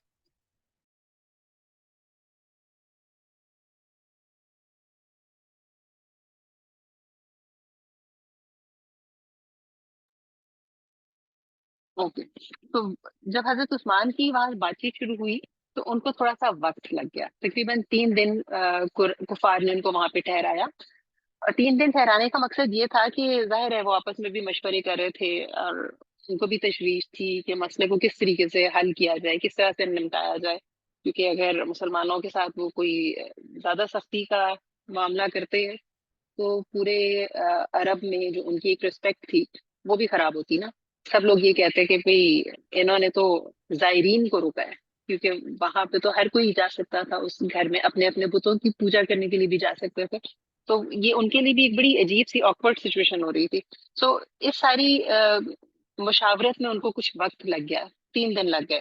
اب یہ جو 3 دن کا وقت تھا نا، اس میں ایک افواہ پھیل گئی، یہاں مسلمانوں تک آ گئی، کسی نے کہہ دیا کہ حضرت عثمان کو شاید وہاں پہ شہید کر دیا گیا ہے۔ اب یہ ایک بہت بڑی بات ہے، آپ کو پتہ ہے کسی بھی قوم میں کسی دوسرے کے سفیر کو کبھی بھی نہیں مارا جاتا، جس کو سفارت کے لیے بھیجا جاتا ہے نا، جو ایمبیسڈر ہوتا ہے آپ کا، کسی دوسری قوم میں جاتا ہے بات کرنے کے لیے، آج تک آپ کسی ملک کے ایمبیسڈر کو نہیں مار سکتے۔ وہ تو اگر کسی کے ایمبیسڈر کو مار دیا جائے تو وہ تو کھلا اعلان جنگ ہوتا ہے نا، یہ تو بالکل ہی آؤٹ آف کوسچن ہے نا کہ اس طرح کا کوئی کام ہو جائے۔ سو اب حضرت عثمان کی شہادت کی افواہ آئی، اب افواہ آئی لیکن ابھی تصدیق تو نہیں ہوئی تھی نا۔ تو آپ یہ دیکھیں کہ رسول اللہ صلی اللہ علیہ وسلم جذبات میں اقدام نہیں کرتے۔ آج ہم اپنے ملک میں دیکھتے ہیں کہ اگر کوئی افواہ بھی اٹھتی ہے تو بغیر تحقیق کے توڑ پھوڑ، جلاؤ گھیراؤ کیا کچھ ہم شروع کر دیتے ہیں، بعد میں پتہ چلتا ہے کہ کچھ ہوا تھا یا نہیں ہوا تھا یا کیا معاملہ تھا، تصدیق ہم بعد میں کرتے ہیں، حالانکہ تصدیق پہلی چیز ہوتی ہے۔ تو رسول اللہ صلی اللہ علیہ وسلم اور ان کے ساتھیوں نے اس وقت ایک درخت کے نیچے بیعت کی، آپس میں وعدہ کیا۔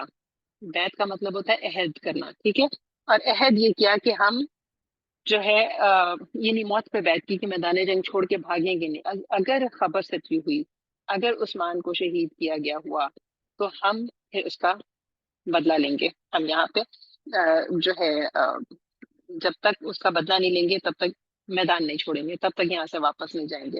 اور اس طرح اس موقع پہ اچھا اس وقت رسول اللہ صلی اللہ علیہ وسلم نے جب بیعت کی تو اپنا ہی ایک ہاتھ کو حضرت عثمان کی طرف سے بھی شامل کیا کہ اگر اس قسم کی موت پہ کبھی بھی بیعت ہوتی کسی کے لیے بھی تو عثمان اگر ہوتا تو کبھی ہو نہیں سکتا کہ عثمان پیچھے رہتا. تو یہ میرا جو دوسرا ہاتھ ہے سمجھو میں عثمان کی طرف سے بیعت کر رہا ہوں. تو اس طرح سے آپ نے صرف اس موقع پہ ایک منافق شخص تھا جس نے بیعت میں شرکت نہیں کی، باقی تمام افراد نے اس بیعت میں شرکت کی اور اس بیعت کو اللہ تعالیٰ نے بہت پسند کیا. اللہ کی رضا چونکہ اس بیعت کو حاصل ہوئی اس لیے اس کو بیعت رضوان کہا جاتا ہے.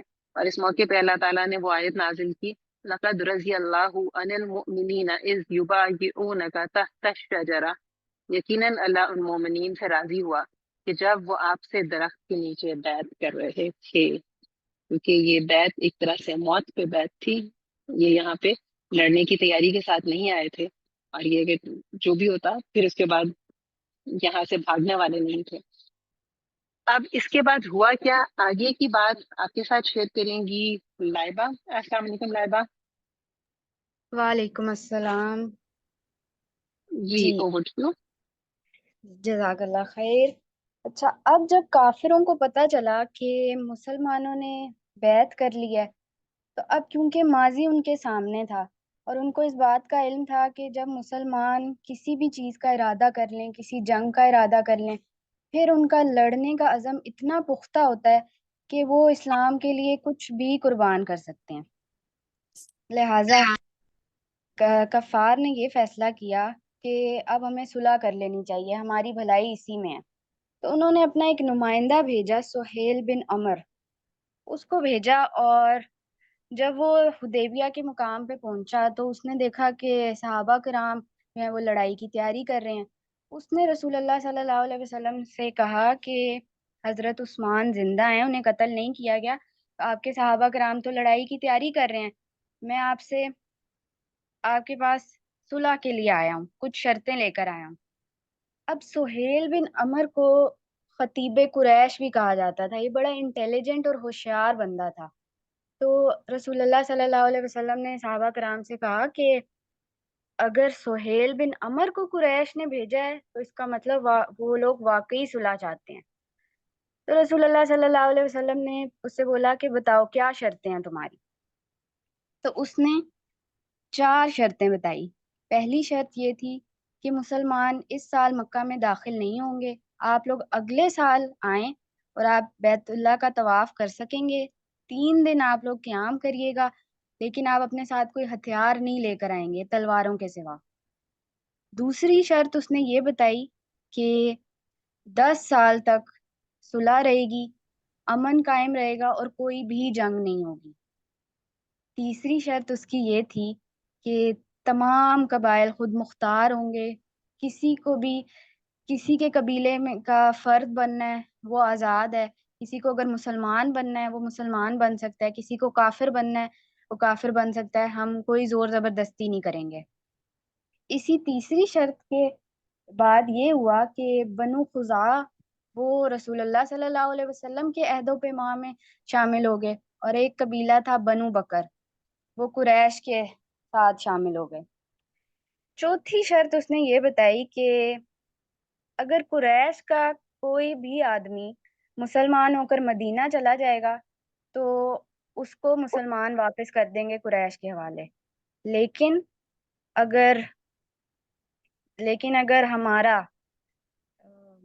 اگر کوئی بھی مدینہ سے مسلمان قریش کے پاس آتا ہے تو قریش اس کو واپس نہیں کریں گے. اب یہ جو چوتھی شرط تھی یہ صحابہ کرام کے لیے تو ان کو اس پہ بڑا غصہ آیا اور ماننے والی تھی تو نہیں، لیکن رسول اللہ صلی اللہ علیہ وسلم کو اس میں حکمت نظر آئی. انہوں نے یہ 4 شرطیں مان لی کہ ٹھیک ہے، ان 4 شرطوں کی بیسس پہ ہم یہ صلح کا معاہدہ کر لیتے ہیں. آپ صلی اللہ علیہ وسلم نے حضرت علی سے کہا کہ آپ صلح نامہ لکھیں، اور اس کی ابتدا اس طرح سے کریں، بسم اللہ الرحمن الرحیم۔ ابھی حضرت علی لکھنے ہی والے تھے کہ سہیل بن عمر نے کہا کہ نہیں، ہمیں نہیں پتہ رحمان کون ہے، ہم ان الفاظ سے ناواقف ہیں۔ تو آپ ایسا کریں کہ آپ لکھیں بسمک اللہم، یعنی اللہ کے نام سے شروع۔ تو آپ صلی اللہ علیہ وسلم نے کہا ٹھیک ہے، کیونکہ یہ ایسی بات نہیں تھی جس پہ کوئی اختلاف کیا جائے۔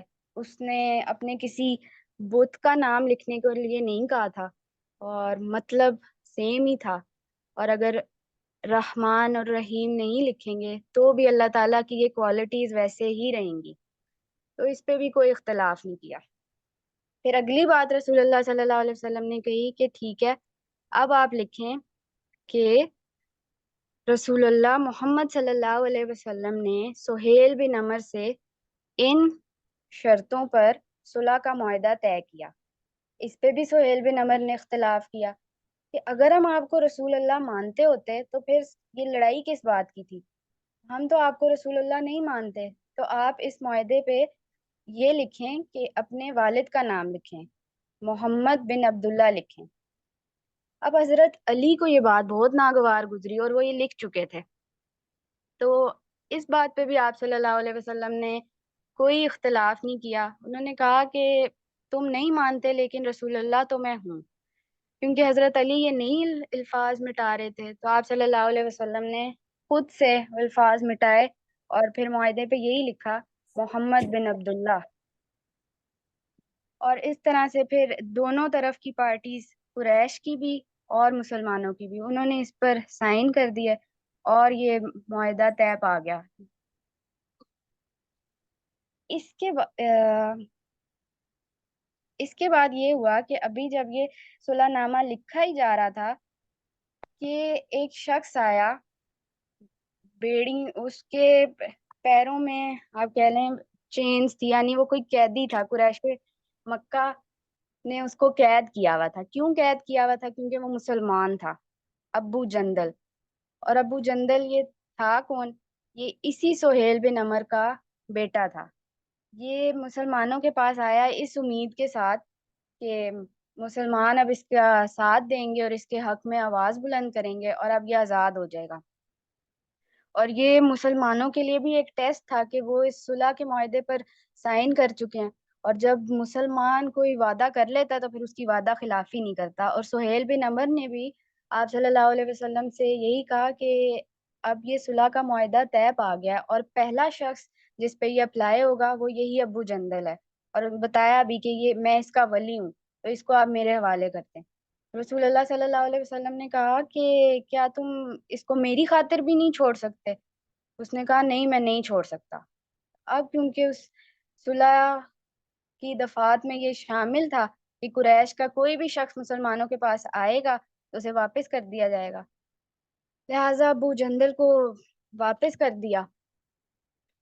اور یہ مسلمانوں کے لیے اور رسول اللہ صلی اللہ علیہ وسلم کے لیے بہت ہی مشکل اور تکلیف دہ مرحلہ تھا، کیونکہ ابو جندل یہ کہہ رہا تھا کہ کیا آپ مجھے واپس مشرکین کے حوالے کر دیں گے جن کے پاس میرا دین فتنے میں ہوگا؟ اس پر اب آپ صلی اللہ علیہ وسلم نے عہد ہی اور وعدہ خلافی تو نہیں کرنی تھی، لیکن آپ صلی اللہ علیہ وسلم نے اسے تسلی ضرور دی۔ آپ صلی اللہ علیہ وسلم نے کہا کہ ابو جندل صبر کرو اور اسے باعث ثواب سمجھو، اللہ تعالیٰ تمہارے لیے اور تمہارے ساتھ دوسرے کمزور مسلمان جتنے بھی ہیں ان کے لیے اپنی زمین کو کشادہ کر دے گا اور پناہ کی جگہ بنائے گا۔ اور آگے چل کے ہم دیکھیں گے کہ آپ صلی اللہ علیہ وسلم نے جو تسلی کے الفاظ کہے تھے وہ صرف الفاظ نہیں تھے، وہ ایسے ہی ہوا، کیونکہ آپ صلی اللہ علیہ وسلم کو یا تو وحی کے ذریعے یا اللہ تعالیٰ نے جو ان کو حکمت اور دور اندیشی دی تھی، ان کو اس شرط میں بھی کوئی نہ کوئی حکمت ہی نظر آئی کہ انہوں نے اس کو بھی مان لیا، لہٰذا ابو جندل کو سہیل بن عمر اپنے ساتھ واپس لے گیا۔ اس بات پہ حضرت عمر بن خطاب رضی اللہ عنہ کو بہت غصہ آیا، اور وہ ابو جندل کے ساتھ ساتھ چل رہے تھے اور اپنی تلوار اس کے آگے کر رہے تھے۔ ان کو یہ امید تھی کہ یہ تلوار پکڑ کے اپنے باپ کو قتل کر دے گا، لیکن ان میں اتنی ہمت نہیں ہوئی۔ اس طرح سے ابو جندل بھی واپس چلے گئے اور انہوں نے بھی صبر سے کام لیا کیونکہ ان کو پتا تھا کہ وہ دین اسلام کے لیے یہ سب برداشت کر رہے ہیں۔ پھر اب کیونکہ صلح کا یہ معاہدہ طے ہو گیا تھا، اب مسلمان احرام کی حالت میں تھے، تو آپ صلی اللہ علیہ وسلم نے تمام صحابہ کرام کو یہ حکم دیا کہ آپ اپنے ساتھ جتنے بھی جانور لائے ہیں ان سب کی قربانی کر دیں اور اپنے بال بھی منڈوا لیں۔ صحابہ کرام میں سے کسی نے بھی آپ صلی اللہ علیہ وسلم کی بات نہیں مانی۔ آپ صلی اللہ علیہ وسلم نے 3 دفعہ یہ بات ریپیٹ کی، لیکن کسی نے بھی اس پر عمل نہیں کیا۔ اس پر آپ صلی اللہ علیہ وسلم بڑے غمزدہ ہوئے اور اپنی زوجہ ام المومنین حضرت ام سلمہ رضی اللہ عنہا کے پاس گئے اور ان کو یہ سارا واقعہ بتایا۔ حضرت ام سلمہ نے آپ صلی اللہ علیہ وسلم کو پھر مشورہ دیا کیونکہ وہ سمجھ گئی تھی کہ صحابہ کرام آپ صلی اللہ علیہ وسلم کی بات کیوں نہیں مان رہے، کیونکہ وہ اس بات پر اداس تھے اور غمزدہ تھے کہ ہم طواف کعبہ اور عمرے کی نیت سے آئے تھے، اتنا سفر کر کے آئے تھے اور ہم نہیں کر سکیں گے عمرہ، اگلے سال پہ یہ بات چلی گئی ہے، تو وہ اس بات پر اداس تھے۔ اور ام سلمہ نے آپ صلی اللہ علیہ وسلم کو یہی مشورہ دیا کہ ہو سکتا ہے صحابہ کرام کو آپ کی بات صحیح سے سمجھ نہیں آئی، تو آپ ایسا کریں، آپ چپ چاپ باہر جائیں، خود اپنے جانوروں کی قربانی کریں اور اپنے بال کٹوا لیں۔ آپ صلی اللہ علیہ وسلم نے ایسا ہی کیا، کسی کو کچھ بھی نہیں کہا، خود اپنے جانور کی قربانی کی اور حجام کو بلوا کر اپنا سر منڈوا لیا۔ اس کو دیکھ کر سارے صحابہ کرام نے بھی پھر ایسے ہی کیا اور کہتے ہیں کہ اتنی غم ان پر اتنا شدید طاری تھا، ایسے جیسے قتل کا سماؤ، اور اس کی وجہ کیا تھی کہ وہ سب اس بات پر شرمندہ تھے اور ان کو افسوس ہو رہا تھا کہ ہم نے پہلی بار میں ہی کیوں آپ صلی اللہ علیہ وسلم کی بات نہیں مانی۔ اور آپ صلی اللہ علیہ وسلم نے ایک اونٹ بھی قربان کیا، وہ اونٹ ابو جہل کا تھا، اور اس قربانی کو دیکھ کے مشرکین مکہ کو بہت ہی غصہ آیا۔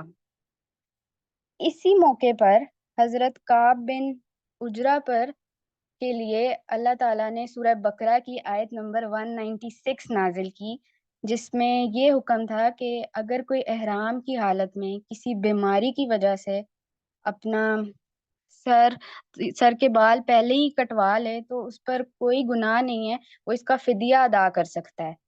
اور ہمیں اسی سے ریلیٹڈ ایک حدیث بھی ملتی ہے بخاری میں 1815۔ کعب بن عجرہ کہتے ہیں کہ حدیبیہ کے موقع پر آپ صلی اللہ علیہ وسلم میرے پاس آئے اور میرے سر سے جوئیں گر رہی تھی، جس کو دیکھ کر آپ صلی اللہ علیہ وسلم نے کہا کہ آپ اپنا سر منڈوا لیجئے۔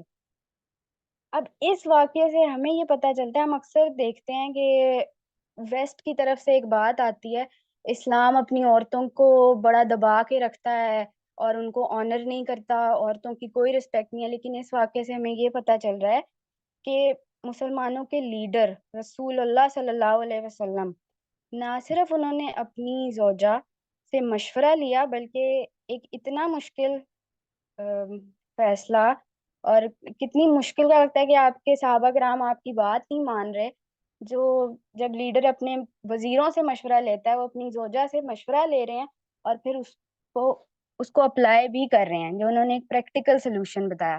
دوسری بات ہمیں اس سے یہ پتہ چلتی ہے کہ ایک لیڈر ہمیشہ خود ایک کام کر کے دکھاتا ہے، پھر لوگ اس کو فالو کرتے ہیں، یعنی leading by your own example. اس کے بعد نیکسٹ سلائیڈ۔ اچھا، اب جو عورتیں مسلمان ہو کر مدینہ آ جائیں ان کے ساتھ کیا کرنا ہے، تھوڑا سا ریکیپ کرتے ہیں۔ ہمیں عقبہ بن ابی معیط کے بارے میں ہم نے پڑھا ہے کہ یہ کس طرح سے اسلام کا بدترین دشمن تھا، اور یہ وہی شخص تھا جس نے نماز کی حالت میں رسول اللہ صلی اللہ علیہ وسلم پر اوجڑی ڈالی تھی اور آپ صلی اللہ علیہ وسلم کی گلے میں کپڑا ڈال کر ان کو قتل کرنے کی بھی کوشش کی تھی۔ اس کو تو غزوہ بدر میں حضرت عاصم بن ثابت رضی اللہ عنہ نے جہنم واصل کر دیا، لیکن اس کی بیٹی تھی حضرت کلثوم، وہ بہت پہلے کی مسلمان ہو گئی تھی لیکن تھی مکہ میں ہی۔ اب صلح حدیبیہ کے بعد ایسے ہوا کہ وہ مکہ چھوڑ کر مدینہ آ گئی۔ جب وہ مدینہ آئی تو ان کے بھائی بھی پیچھے پیچھے آئے، اور ان کے بھائی 2 بھائی تھے، ولید بن عقبہ اور عمارہ بن عقبہ۔ انہوں نے رسول اللہ صلی اللہ علیہ وسلم سے کہا کہ صلح حدیبیہ کے تحت آپ ان کو واپس ہمارے حوالے کر دیں، لیکن رسول اللہ صلی اللہ علیہ وسلم نے کیا دلیل پیش کی کہ اس صلح کے جو الفاظ تھے اس میں لفظ یہ تھا رجل۔ رجل کا مطلب ہے آدمی، تو ہم آدمیوں کو تو واپس کر دیں گے کیونکہ، لیکن اس میں عورتوں کا ذکر نہیں تھا، تو ہم مسلمان عورتوں کو واپس نہیں کریں گے۔ اب اس میں بھی اگر ہم غور کریں تو کیونکہ آپ صلی اللہ علیہ وسلم کو پتا تھا کہ مکہ میں جتنے بھی مظلوم اور کمزور مسلمان ہیں، اللہ تعالیٰ ان کے لیے فیوچر میں کوئی نہ کوئی رستہ ضرور بنا دے گا، لیکن عورتیں فزیکلی اتنی اسٹرانگ نہیں ہوتی، تو آپ صلی اللہ علیہ وسلم نے یہی دلیل دی کہ عورتوں کو ہم واپس نہیں کریں گے۔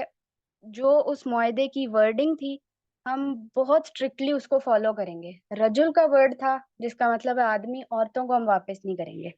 اور بعد میں اللہ تعالیٰ نے بھی اس کی تصدیق کر دی سورہ ممتحنہ کی آیت نمبر 10 سے 12، جس میں اللہ تعالیٰ نے یہ کہا کہ جو بھی مومنہ عورتیں آپ کے پاس ہجرت کر کے آتی ہیں، آپ ان کا امتحان لے لیں کہ کیا وہ واقعی مومنہ ہیں۔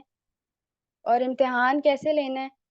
اگر وہ اللہ تعالیٰ کے ساتھ کسی کو شریک نہیں کرتی، چوری نہیں کرتی، زنا نہیں کرتی، اپنی اولاد کو قتل نہیں کرتی، کسی پہ بہتان نہیں لگاتی، اور آپ کی کسی بھی بات کی نافرمانی نہیں کرتی، تو ان کو پھر کفار کے پاس واپس نہ لوٹائیں۔ وہ کفار کے لیے حلال نہیں ہے، کفار ان کے لیے حلال نہیں ہے۔ اور ایک شرط یہ بھی تھی کہ ان کے کافر شوہروں نے جو ان کو حق مہر کی رقم دی ہوئی ہے وہ ان کو واپس لوٹا دیں ان کے شوہروں کو، اور پھر آپ ان کا مہر ادا کر کے ان سے نکاح کر سکتے ہیں۔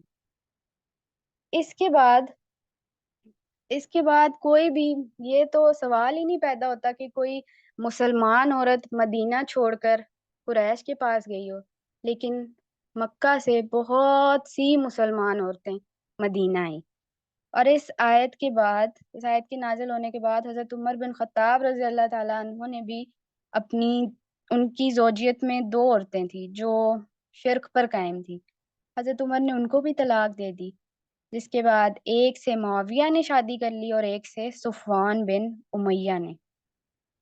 اب یہ صلح حدیبیہ اسلام کی تاریخ میں کیوں اتنی اہمیت کا حامل ہے، اور اس کی دفعات سے ہمیں اس کا حاصل کیا تھا وہ دیکھتے ہیں۔ اس کو اللہ تعالیٰ نے قرآن مجید میں فتح مبین کہا ہے، سورہ فتح میں صلح حدیبیہ کو فتح مبین کہا ہے۔ کیوں؟ اس کی وجہ یہ تھی،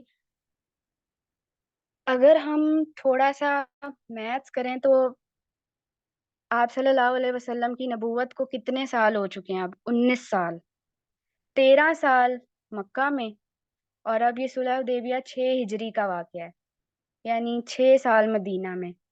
19 سال تک قریش کے مکہ جو تھے وہ مسلمانوں کا وجود تسلیم کرنے کے لیے راضی نہیں تھے۔ انہیں اس بات پر پکا یقین تھا کہ مسلمانوں کو نیست و نابود کر دیں گے اور اسلام کی قوت ایک نہ ایک دن دم توڑ دے گی، اور پورے عرب پر انہوں نے ہی حکمرانی کرنی ہے، مسلمان کیسے حکمرانی کر سکتے ہیں؟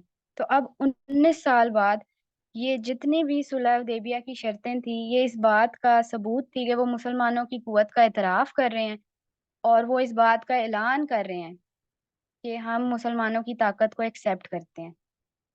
اگر ہم ان 4 شرطوں کو دیکھیں جو انہوں نے رکھی، پہلی شرط کہ مسلمان اس سال طواف نہیں کریں گے، اگلے سال کریں گے، اس سے ان کو صرف کچھ دیر کے لیے تسلی ہو گئی کہ ہاں اس سال ہم نے مسلمانوں کو مکہ میں انٹر ہونے نہیں دیا۔ لیکن اگر لانگ ٹرم دیکھیں تو اس شرط کی کوئی حیثیت نہیں تھی، اگلے سال مسلمان حج کر لیتے۔ دوسری شرط جو انہوں نے رکھی کہ 10 سال تک صلح رہے گی، اس کی اہمیت اس طرح سے تھی کہ جنگوں کی ابتدا ہمیشہ کفار نہیں کی تھی، ہمیشہ قریش مکہ نہیں کی تھی، اور اب وہ خود یہ کہہ رہے تھے کہ 10 سال تک ہمیں امن چاہیے۔ پھر ہم تیسری شرط کو دیکھیں جس میں انہوں نے یہ کہا کہ تمام قبائل خود مختار ہیں۔ اس کا مطلب یہ تھا کہ وہ اس بات کا اعتراف کر رہے ہیں کہ مسلمان ایک بہت بڑی قوت ہیں، اور اب ان کو نہ دینی پیشوا بننے میں کوئی انٹرسٹ ہے، نہ عرب کی حکمرانی میں کوئی انٹرسٹ ہے، اب صرف ان کو اپنی پڑی ہے۔ اور اس والی شرط کا مسلمانوں کو فائدہ یہ ہوا کہ اب انہوں نے کھلم کھلا اسلام کی دعوت اور تبلیغ کی، اور صلح حدیبیہ سے پہلے مسلمانوں کی تعداد کبھی بھی 3000 سے زیادہ نہیں ہو پائی تھی، لیکن صلح حدیبیہ سے لے کر فتح مکہ تک 2 سالوں کے اندر اندر مسلمانوں نے اسلام کی جو دعوت کی، اب مسلمانوں کی تعداد 10,000 ہو چکی تھی، کیونکہ مسلمانوں نے جتنی بھی جب بھی جنگیں کی ہیں اس کا مقصد یہ کبھی بھی نہیں تھا کہ کفار کو انہوں نے مارنا ہے یا ان کا مال ہتھیانا ہے۔ اسلام ایک پرامن ریلیجن ہے، تو یہ ہمیشہ ابتدا کفار کی طرف سے ہی ہوتی تھی۔ چوتھی شرط، اس سے بہت سے صحابہ کرام کو اختلاف تھا، جو یہ تھی کہ قریش کا کوئی بھی آدمی اگر مسلمانوں کے پاس مدینہ میں جاتا ہے تو واپس کر دیں گے، جس پہ وہی بات آپ صلی اللہ علیہ وسلم کو یقین تھا کہ اللہ تعالیٰ اس کا کوئی نہ کوئی حل ضرور نکال لیں گے۔ جو دوسری بات تھی کہ اگر کوئی مسلمان مدینہ چھوڑ کے قریش کے پاس آتا ہے تو اس کو واپس نہیں کریں گے، تو اس پر آپ صلی اللہ علیہ وسلم نے یہ کہا کہ جو کوئی ہمیں چھوڑ کر مشرکین کی طرف بھاگا ہے تو اللہ تعالیٰ نے اسے ہم سے دور کر دیا۔ یعنی یہ تو سوال ہی نہیں پیدا ہوتا کہ کوئی مسلمان اسلام لانے کے بعد قریش کی طرف جانا چاہ رہا ہے، اور یہ شرط اس بات کا بھی ثبوت ہے، یہ والی بات اس بات کا بھی پروف ہے کہ قریش مکہ جو تھے وہ ایک نفسیاتی دباؤ میں آئے ہوئے تھے، اور انہوں نے خوف کے پیش نظر یہ شرط رکھی تھی، کیونکہ انہیں پتا تھا ان کا بت پرست معاشرہ زیادہ دیر تک نہیں ٹک سکتا، اور رسول اللہ صلی اللہ علیہ وسلم کو جو اسلام پر یقین تھا اور اپنی سوسائٹی پر بھی یقین تھا، اپنے مسلمانوں پر یقین تھا کہ وہ ثابت قدم رہیں گے۔ صلح حدیبیہ اس لیے مسلمانوں کے لیے اور اسلام کے لیے اتنی امپورٹنس ہے اس کی۔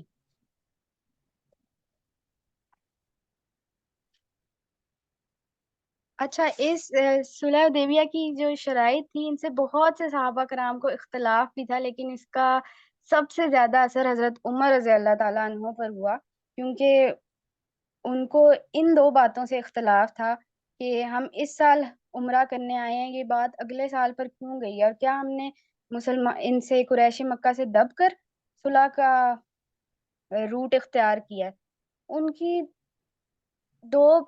ان کو 2 باتوں سے اختلاف تھا، ایک تو یا تو ان کو یہ فیصلہ سمجھ نہیں آ رہا تھا، یا ان کو یہ تھا کہ کیا ہم ان سے دب گئے ہیں، تو انہوں نے رسول اللہ صلی اللہ علیہ وسلم سے سوال کیا، انہوں نے کہا کیا ہم حق پر اور یہ باطل نہیں ہے؟ آپ صلی اللہ علیہ وسلم نے کہا ہاں ایسا ہی ہے۔ پھر حضرت عمر نے پوچھا کیا ہمارے مقتولین جنت میں اور ان کے جہنم میں نہیں ہیں؟ رسول اللہ نے کہا ہاں ایسا ہی ہے۔ پھر انہوں نے کہا کیا دین اسلام سچا دین نہیں ہے؟ اگر ایسا ہے تو پھر ہم نے دباؤ میں آ کر یہ صلح کیوں کی ہے ان سے؟ جس پر رسول اللہ صلی اللہ علیہ وسلم نے کہا کہ بے شک میں اللہ کا رسول ہوں اور میں نے اللہ تعالیٰ کی فرما برداری ہی کرنی ہے، اللہ تعالیٰ میری مدد ضرور کریں گے اور میری کوششوں کو کبھی بھی ضائع نہیں ہونے دیں گے۔ پھر حضرت عمر نے سوال کیا کہ کیا آپ نے ہمیں یہ نہیں کہا تھا کہ ہم بیت اللہ کی زیارت کریں گے اور طواف کریں گے؟ آپ صلی اللہ علیہ وسلم نے کہا میں نے بالکل کہا تھا، لیکن میں نے یہ تو نہیں کہا تھا کہ اسی سال کریں گے۔ حضرت عمر رضی اللہ تعالیٰ عنہ کو ابھی بھی تسلی نہیں ہوئی، وہ حضرت ابو بکر کے پاس گئے، حضرت ابو بکر نے بھی ان کو یہی باتیں کی۔ پھر قرآن مجید میں اللہ تعالیٰ نے سورہ فتح کی یہ آیت نازل کی اِنَّا فَتَحْنَا لَكَ فَتْحًا مُبِينًا، جس میں صلح حدیبیہ کو عظیم فتح مبین کہا۔ آپ صلی اللہ علیہ وسلم نے حضرت عمر کو اپنے پاس بلایا اور یہ آیت پڑھ کر سنائی، تو انہوں نے سوال کیا کہ کیا یہ فتح ہے؟ آپ صلی اللہ علیہ وسلم نے کہا ہاں۔ پھر جب یہ اللہ تعالیٰ کی طرف سے آیت نازل ہو گئی تو حضرت عمر کو سکون ہو گیا۔ اور اس واقعے کے بعد کہتے ہیں کہ حضرت عمر یہ کہتے تھے، ان کا قول ہے کہ اگر آپ کو، اے لوگوں، اگر آپ کو آپ کی ذاتی رائے اور دین اسلام میں کسی بھی بات سے پہ اختلاف ہو تو آپ اپنی ذاتی رائے کو قصوروار ٹھہرائیں۔ اور کہتے ہیں اس واقعے کے بعد حضرت عمر اتنا انہیں افسوس ہوا کہ میں نے رسول اللہ صلی اللہ علیہ وسلم کے فیصلے پر سوال کیوں اٹھایا۔ پھر وہ انہوں نے روزے رکھے اور صدقہ خیرات کیا تاکہ وہ کسی طرح سے اس کو اوور کم کر سکیں۔ لیکن اس سے ہمیں ایک اصول یہ پتہ چلتا ہے کہ اسلامی معاشرے کے ہر فرد کو نہ صرف یہ حق ہے بلکہ اس کی حوصلہ افزائی کرنی چاہیے کہ وہ اپنے خیالات اور رائے کا اظہار کر سکے، لیکن اس کے لیے ضروری یہ ہے کہ اس کو ایک سیف انوائرمنٹ پرووائڈ کی جائے اور اس کو ایسے تھریٹنڈ فیل نہ ہو۔ رسول اللہ صلی اللہ علیہ وسلم نے بڑے تحمل سے اور آرام سے حضرت عمر کے ہر سوال کا جواب دیا۔ انہوں نے نہ ان کو ڈانٹا نہ ہی کسی بھی بات پہ سزا دی۔ تو میرا پارٹ یہیں تک تھا۔ کسی کا کوئی بھی سوال ہو تو آپ پوچھ سکتے ہیں۔ جزاک اللہ خیر۔ جی ایسا وحید، آپ کا کیا سوال ہے؟ میرا سوال یہ ہے کہ قبیلے آزاد ہونے کی جو امپورٹنس بتائی تھی وہ ایک دفعہ ریپیٹ کر دیں۔ کس کی امپورٹینس؟ جو قبیلے آزاد ہونے والی شرط تھی، ایک جو فورتھ پوائنٹ تھا، سوری تھرڈ پوائنٹ تھا، جو اس لائبہ کی آپ بتائیں گی؟ امپورٹنس دوبارہ کرتے ہیں۔ مجھے بات اوکے، سمجھ نہیں اس میں اچھا ٹھیک ہے، وہ سوال ان کو وہ یہ شرط پوچھنا چاہ رہی ہیں کہ جو ہر قبیلے کو آزادی تھی کہ وہ جس کے ساتھ بھی شامل ہونا چاہے، آپ اس والے پوائنٹ کی بات کر رہی ہیں نا؟ جی بالکل، ہاں جی۔ جی لائبہ آپ بتائیں گی؟ اچھا، اس شرط کا مطلب یہ تھا کہ مسلمان، اگر کوئی بھی مسلمانوں کے ساتھ کوئی بھی فار ایگزامپل تھرڈ پارٹی ہے، وہ مسلمانوں کے ساتھ کوئی بھی ایگریمنٹ کرنا چاہتے ہیں، مسلمانوں کے ساتھ شامل ہونا چاہتے ہیں تو ان کو آزادی ہے، اور کوئی بھی قریش مکہ کے ساتھ کوئی بھی ایگریمنٹ یا وعدہ کرنا چاہتے ہیں، ان کی پارٹی میں شامل ہونا چاہتے ہیں تو ان کو آزادی ہے۔ کوئی بھی کسی پہ زور یا زبردستی نہیں کرے گا۔ بالکل، آپ یہاں سے یہ سمجھ سکتے ہیں نا کہ دیکھیں اب کیسے ٹرن ہوئی ہے، ٹیبل ٹرن ہو گئی ہے نا۔ پہلے تو کفار دباؤ ڈالتے تھے کہ کوئی اور بھی مسلمانوں کو پناہ بھی نہ دے، مسلمان کہیں بھی جاتے تھے تو ان کے لیے حالات تنگ کیے جائیں۔ جب مدینہ بھی چلے گئے تو آس پاس کے لوگوں کو، قبیلوں کو ساتھ ملاتے تھے کہ چلو مل کے مسلمانوں کے خلاف اقدام کرتے ہیں۔ یہودیوں کے ساتھ بھی ان کی بات چیت ہوتی تھی کہ ادھر سے ہم حملہ کریں گے تو پیچھے سے تم حملہ کرنا، ٹھیک ہے۔ لیکن اب ٹیبل ایسے ٹرن ہو چکی ہے کہ اب وہ کہہ رہے ہیں کہ اوکے، ہر ایک کا یہ پرسنل ڈیسیژن ہے، کوئی بھی قبیلہ کسی کو بھی جوائن کرنا چاہے تو کر سکتا ہے۔ مطلب ایکول رائٹ انہوں نے ایکسیپٹ کر لیا مسلمانوں کا کہ اگر مسلمان اپنے دین کی تبلیغ کرنا چاہتے ہیں تو کر لیں۔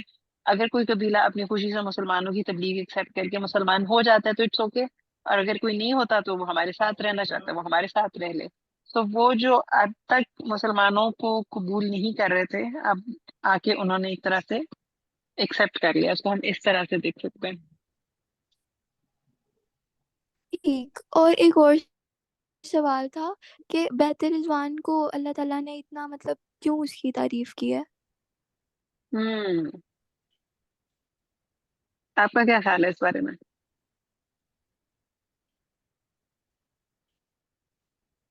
میرا ہوں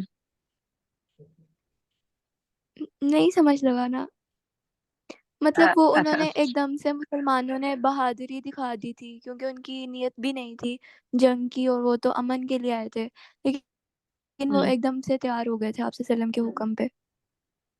بالکل، اللہ تعالیٰ اس چیز پہ راضی ہوا کہ جب نبی نے اپنے ساتھیوں کو بلایا تو پہلی چیز یہ کہ نبی کی بات پہ فوراً لبیک کہا، کسی نے ایک لمحہ بھی نہیں لگایا، کیونکہ حالانکہ جس طرح وہ نہتے وہاں پہ آئے تھے صرف ایک ایک تلوار کے ساتھ آئے تھے، ان کے پاس وہ جنگی ہتھیار کے ساتھ تو وہاں پہ نہیں آئے ہوئے تھے، اور نہ ہی وہ جنگ کے لیے تیار آئے تھے، لیکن کسی نے ایک سیکنڈ کے لیے بھی یہ نہیں سوچا کہ کیا ہوگا اور کیسے ہوگا، فوراً ہاتھ بڑھا دیا۔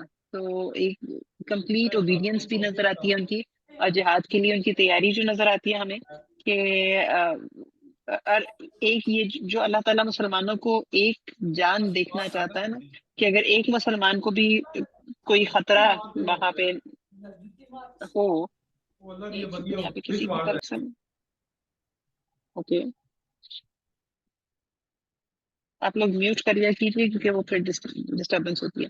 اوکے، تو جس طرح مسلمانوں کو اللہ تعالیٰ متحد دیکھنا چاہتے ہیں، تو وہ ایک بڑا پیارا ڈسپلے تھا اس چیز کا کہ ان کو یہ خطرہ بھی اگر محسوس ہوتا ہے کہ ہمارے کسی مسلمان بھائی کو بے گناہ شہید کیا جاتا ہے، تو ہم سب مل کے اس کا بدلہ لیں گے۔ کہ جب ہم بار بار اتنی کورسپونڈنس ہو چکی ہے آپس میں، ہم بار بار بتا رہے ہیں کہ ہمارا ارادہ ہے ہی نہیں لڑائی کا، ہم صرف عبادت کرنے آئے ہیں، خاموشی سے عبادت کر کے چلے جائیں گے، اس کے باوجود انہوں نے اگر ہمارے بندے کو ہاتھ بھی لگایا، اگر اس کو جان سے مارنے کی کوشش بھی کی، تو پھر ہم بھول جائیں گے سب کچھ، پھر اس کے بعد ہم ہر طرح کے حالات کے لیے، ہر طرح کی لڑائی کے لیے تیار ہیں۔ حنان بھائی، آپ اس میں کچھ ایڈ کرنا چاہیں گے؟ السلام علیکم۔ ہاں جی، میں یہ ایڈ کرنا چاہوں گا کہ یہ جو پورا واقعہ ہے، یہ نبی پاک صلی اللہ علیہ وسلم کی ایموشنل انٹیلیجنس، ان کے لیڈرشپ سکل، اور صحابہ کرام کے جو ایک ہے کہ اوبیڈینس، سماعت، مطلب ہر چیز میں اوبیڈینس، اس کی بہت اعلیٰ مثال ہے۔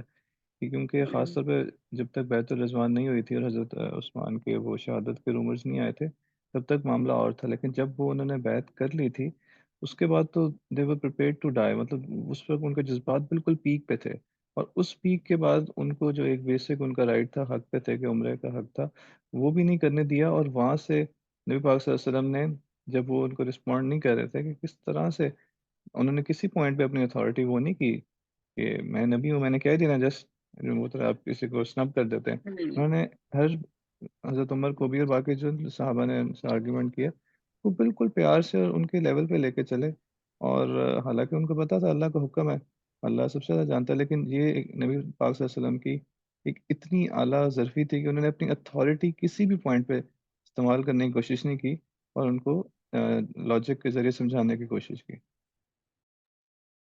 بالکل بالکل، اور یہ آپ نے بالکل صحیح پوائنٹ آؤٹ کیا ہے کہ یہ کمال اوبیڈینس نظر آئی ہے، اور حضرت ام سلمہ کی کتنی سمجھداری ہم دیکھتے ہیں کہ جب رسول اللہ صلی اللہ علیہ وسلم تھوڑے سے اپسیٹ ہوئے کہ میرے ساتھیوں نے پہلی دفعہ ایسا ہوا ہے کہ میری بات کہنے پہ کوئی اٹھا نہیں، مطلب انہوں نے منہ سے انکار نہیں کیا تھا، مگر وہ اتنے غمگین تھے کہ کوئی بھی نہیں اٹھا اپنا جانور قربان کرنے کے لیے، تو حضرت ام سلمہ نے کیا کہا کہ ان کو پتا تھا کہ یہ دیوانہ وار محبت کرتے ہیں اپنے نبی سے، کوئی نہیں سکتا ہے کہ نبی اگر خود اٹھ کے کام کریں تو یہ ان کو فالو نہ کریں، تو انہوں نے کتنا پیارا مشورہ دیا، انہوں نے کوئی مطلب ماں تھی نا مومنوں کی، ام المومنین تھی، تو اگر ایک اپنی وہ بھی اپنی ماں ہونے کی اتھارٹی جتاتے ہوئے اٹھ کے ٹوک دیتی ہیں، جس طرح عام طور پہ مائیں کرتی ہیں، یا کہ بھی کیوں نہیں سن رہے تم نبی کی بات، جیسے نہیں کچھ نہیں، اتنا کام، اتنا مزے کا رسپانس، انہوں نے کہا یا رسول اللہ آپ خود اٹھ کے کریں، دیکھیے یہ خود ہی آپ کو فالو کریں گے، اور یہی ہوا۔ اتنی کمال، اتنی پیاری اوبیڈینس نظر آتی ہے کہ صحابہ کرام کو بس وہ دیکھتے تھے کہ نبی کیا کر رہے ہیں، اور وہ ویسے کرنا شروع ہو جاتے تھے، بالکل اس پہ پھر آرگیو نہیں کرتے تھے۔ وہ ایک صدمہ ضرور تھا، اس صدمے میں وہ اٹھ نہیں سکے، اور فوری طور پہ ایک ہیومن ایک کمزوری بھی تو ہوتی ہے نا، کہ ان کو لگ رہا تھا کہ ایسا کیوں ہوا، لیکن پھر اللہ تعالیٰ نے ان کا وہ ایک بار بھی دور کر دیا، بتا دیا آگے آنے والے حالات میں، بتا دیا کہ یہ سب کچھ جو تھا اس میں کیا کیا حکمتیں تھیں اور کیا کیا مصلحتیں تھیں۔ ام احمد۔ جی السلام علیکم، آواز آ رہی ہے؟ جی وعلیکم السلام، جی آ رہی ہے۔ اچھا، میں نے ایڈ کرنا تھا یہ کہ جیسے کہ ابھی بھائی نے کہا بھی کہ ایموشنل انٹیلیجنٹ جو فیکٹر رسول اللہ علیہ وسلم نے بڑا اسٹرانگلی پولیٹیکلی یوز کیا، اگر ہم دیکھیں کہ مدینہ جو ہے وہ ایگزیکٹلی خیبر اور مکہ کے درمیان میں ہے، اور ایک طرف سے تو ڈر تھا کہ جو غطفان غطفانی تھے خیبر، وہ حملہ نہ کر دیں اور دوسری طرف مدینہ کے جو لوگ تھے وہ مکہ پہ نہ آ جائیں. تو یہ مکہ سے صلح نامہ لکھنا ایک بہت ہی زیادہ اسٹرانگ اسٹیپ تھا. وہ کہتے تھا کہ جب قریش جو تھے وہ معاشی اور جو ان کا ثقافتی اور جو ایک لین دین تھا وہ تعلق پورے عرب سے بہت زیادہ اسٹرانگ تھا، جو سمجھ آئی ہے ابھی تک مجھے. اور ان کی جو صلاحیتیں تھیں وہ پورے عرب میں زیادہ بھی تھیں، جیسے بہت زیادہ جنگجو اچھے تھے اور زبان کے پکے تھے اور بھی کافی چیزیں. تو ان حالات میں پھر رسول اللہ صلی اللہ علیہ وسلم نے ان دونوں پارٹیوں میں سے جو ہے وہ مکہ والوں سے صلح نامہ جو لکھا، تو اس کے نتیجے میں جو بہت زیادہ طاقت ملی وہ ایک تو پوائنٹ تھا کہ حضرت خالد بن ولید اور حضرت عمرو بن عاص جو تھے وہ اسلام کے دائرے میں آ گئے تھے. اور دوسرا اس سے پہلے جو ہوا تھا ایک واقعہ ہوا تھا حضرت ابو بصیر رضی اللہ تعالیٰ عنہ کا، کہ جب وہ مکہ میں آئے تو آپ صلی اللہ علیہ وسلم نے نا ان کو پکڑنے کے لیے پھر 2 آدمی آئے تھے قریش سے.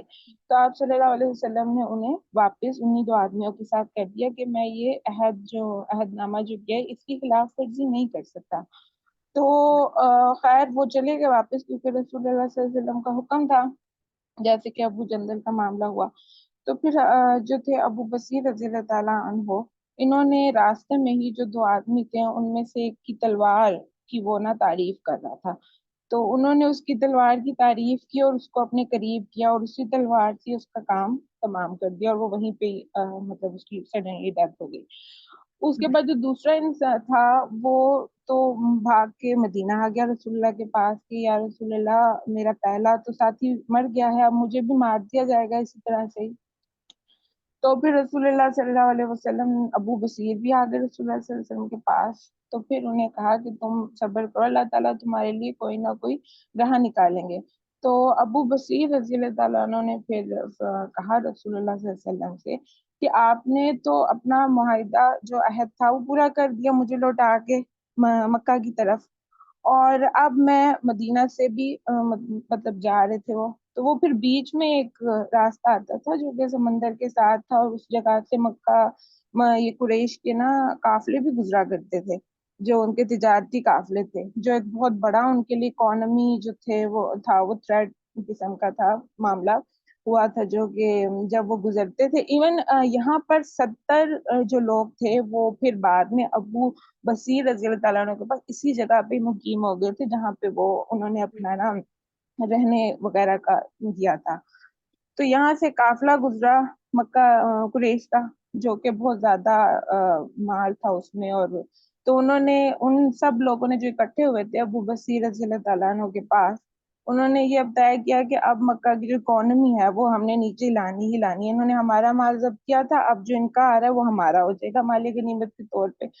تو یہ ایک طرح سے ان کے گلے کا پھندا ہی بن گیا تھا کہ ان کا اپنا ہی معاہدہ الٹ ہو گیا. سرکمسٹانسز ایسے بن گئے کہ خود آئے مدینہ کہ رسول اللہ صلی اللہ علیہ وسلم کے پاس کہ یا رسول اللہ یہ جو کر رہے ہیں اب جو راستے میں آپ کے لوگ، ان کو پلیز سمجھائیں اور ان کو کہیں آپ اپنے پاس رکھیں، ان کو جیسے بھی کرنا آپ ان کے ساتھ معاملہ کریں، ہم معاہدے کو ختم کرتے ہیں.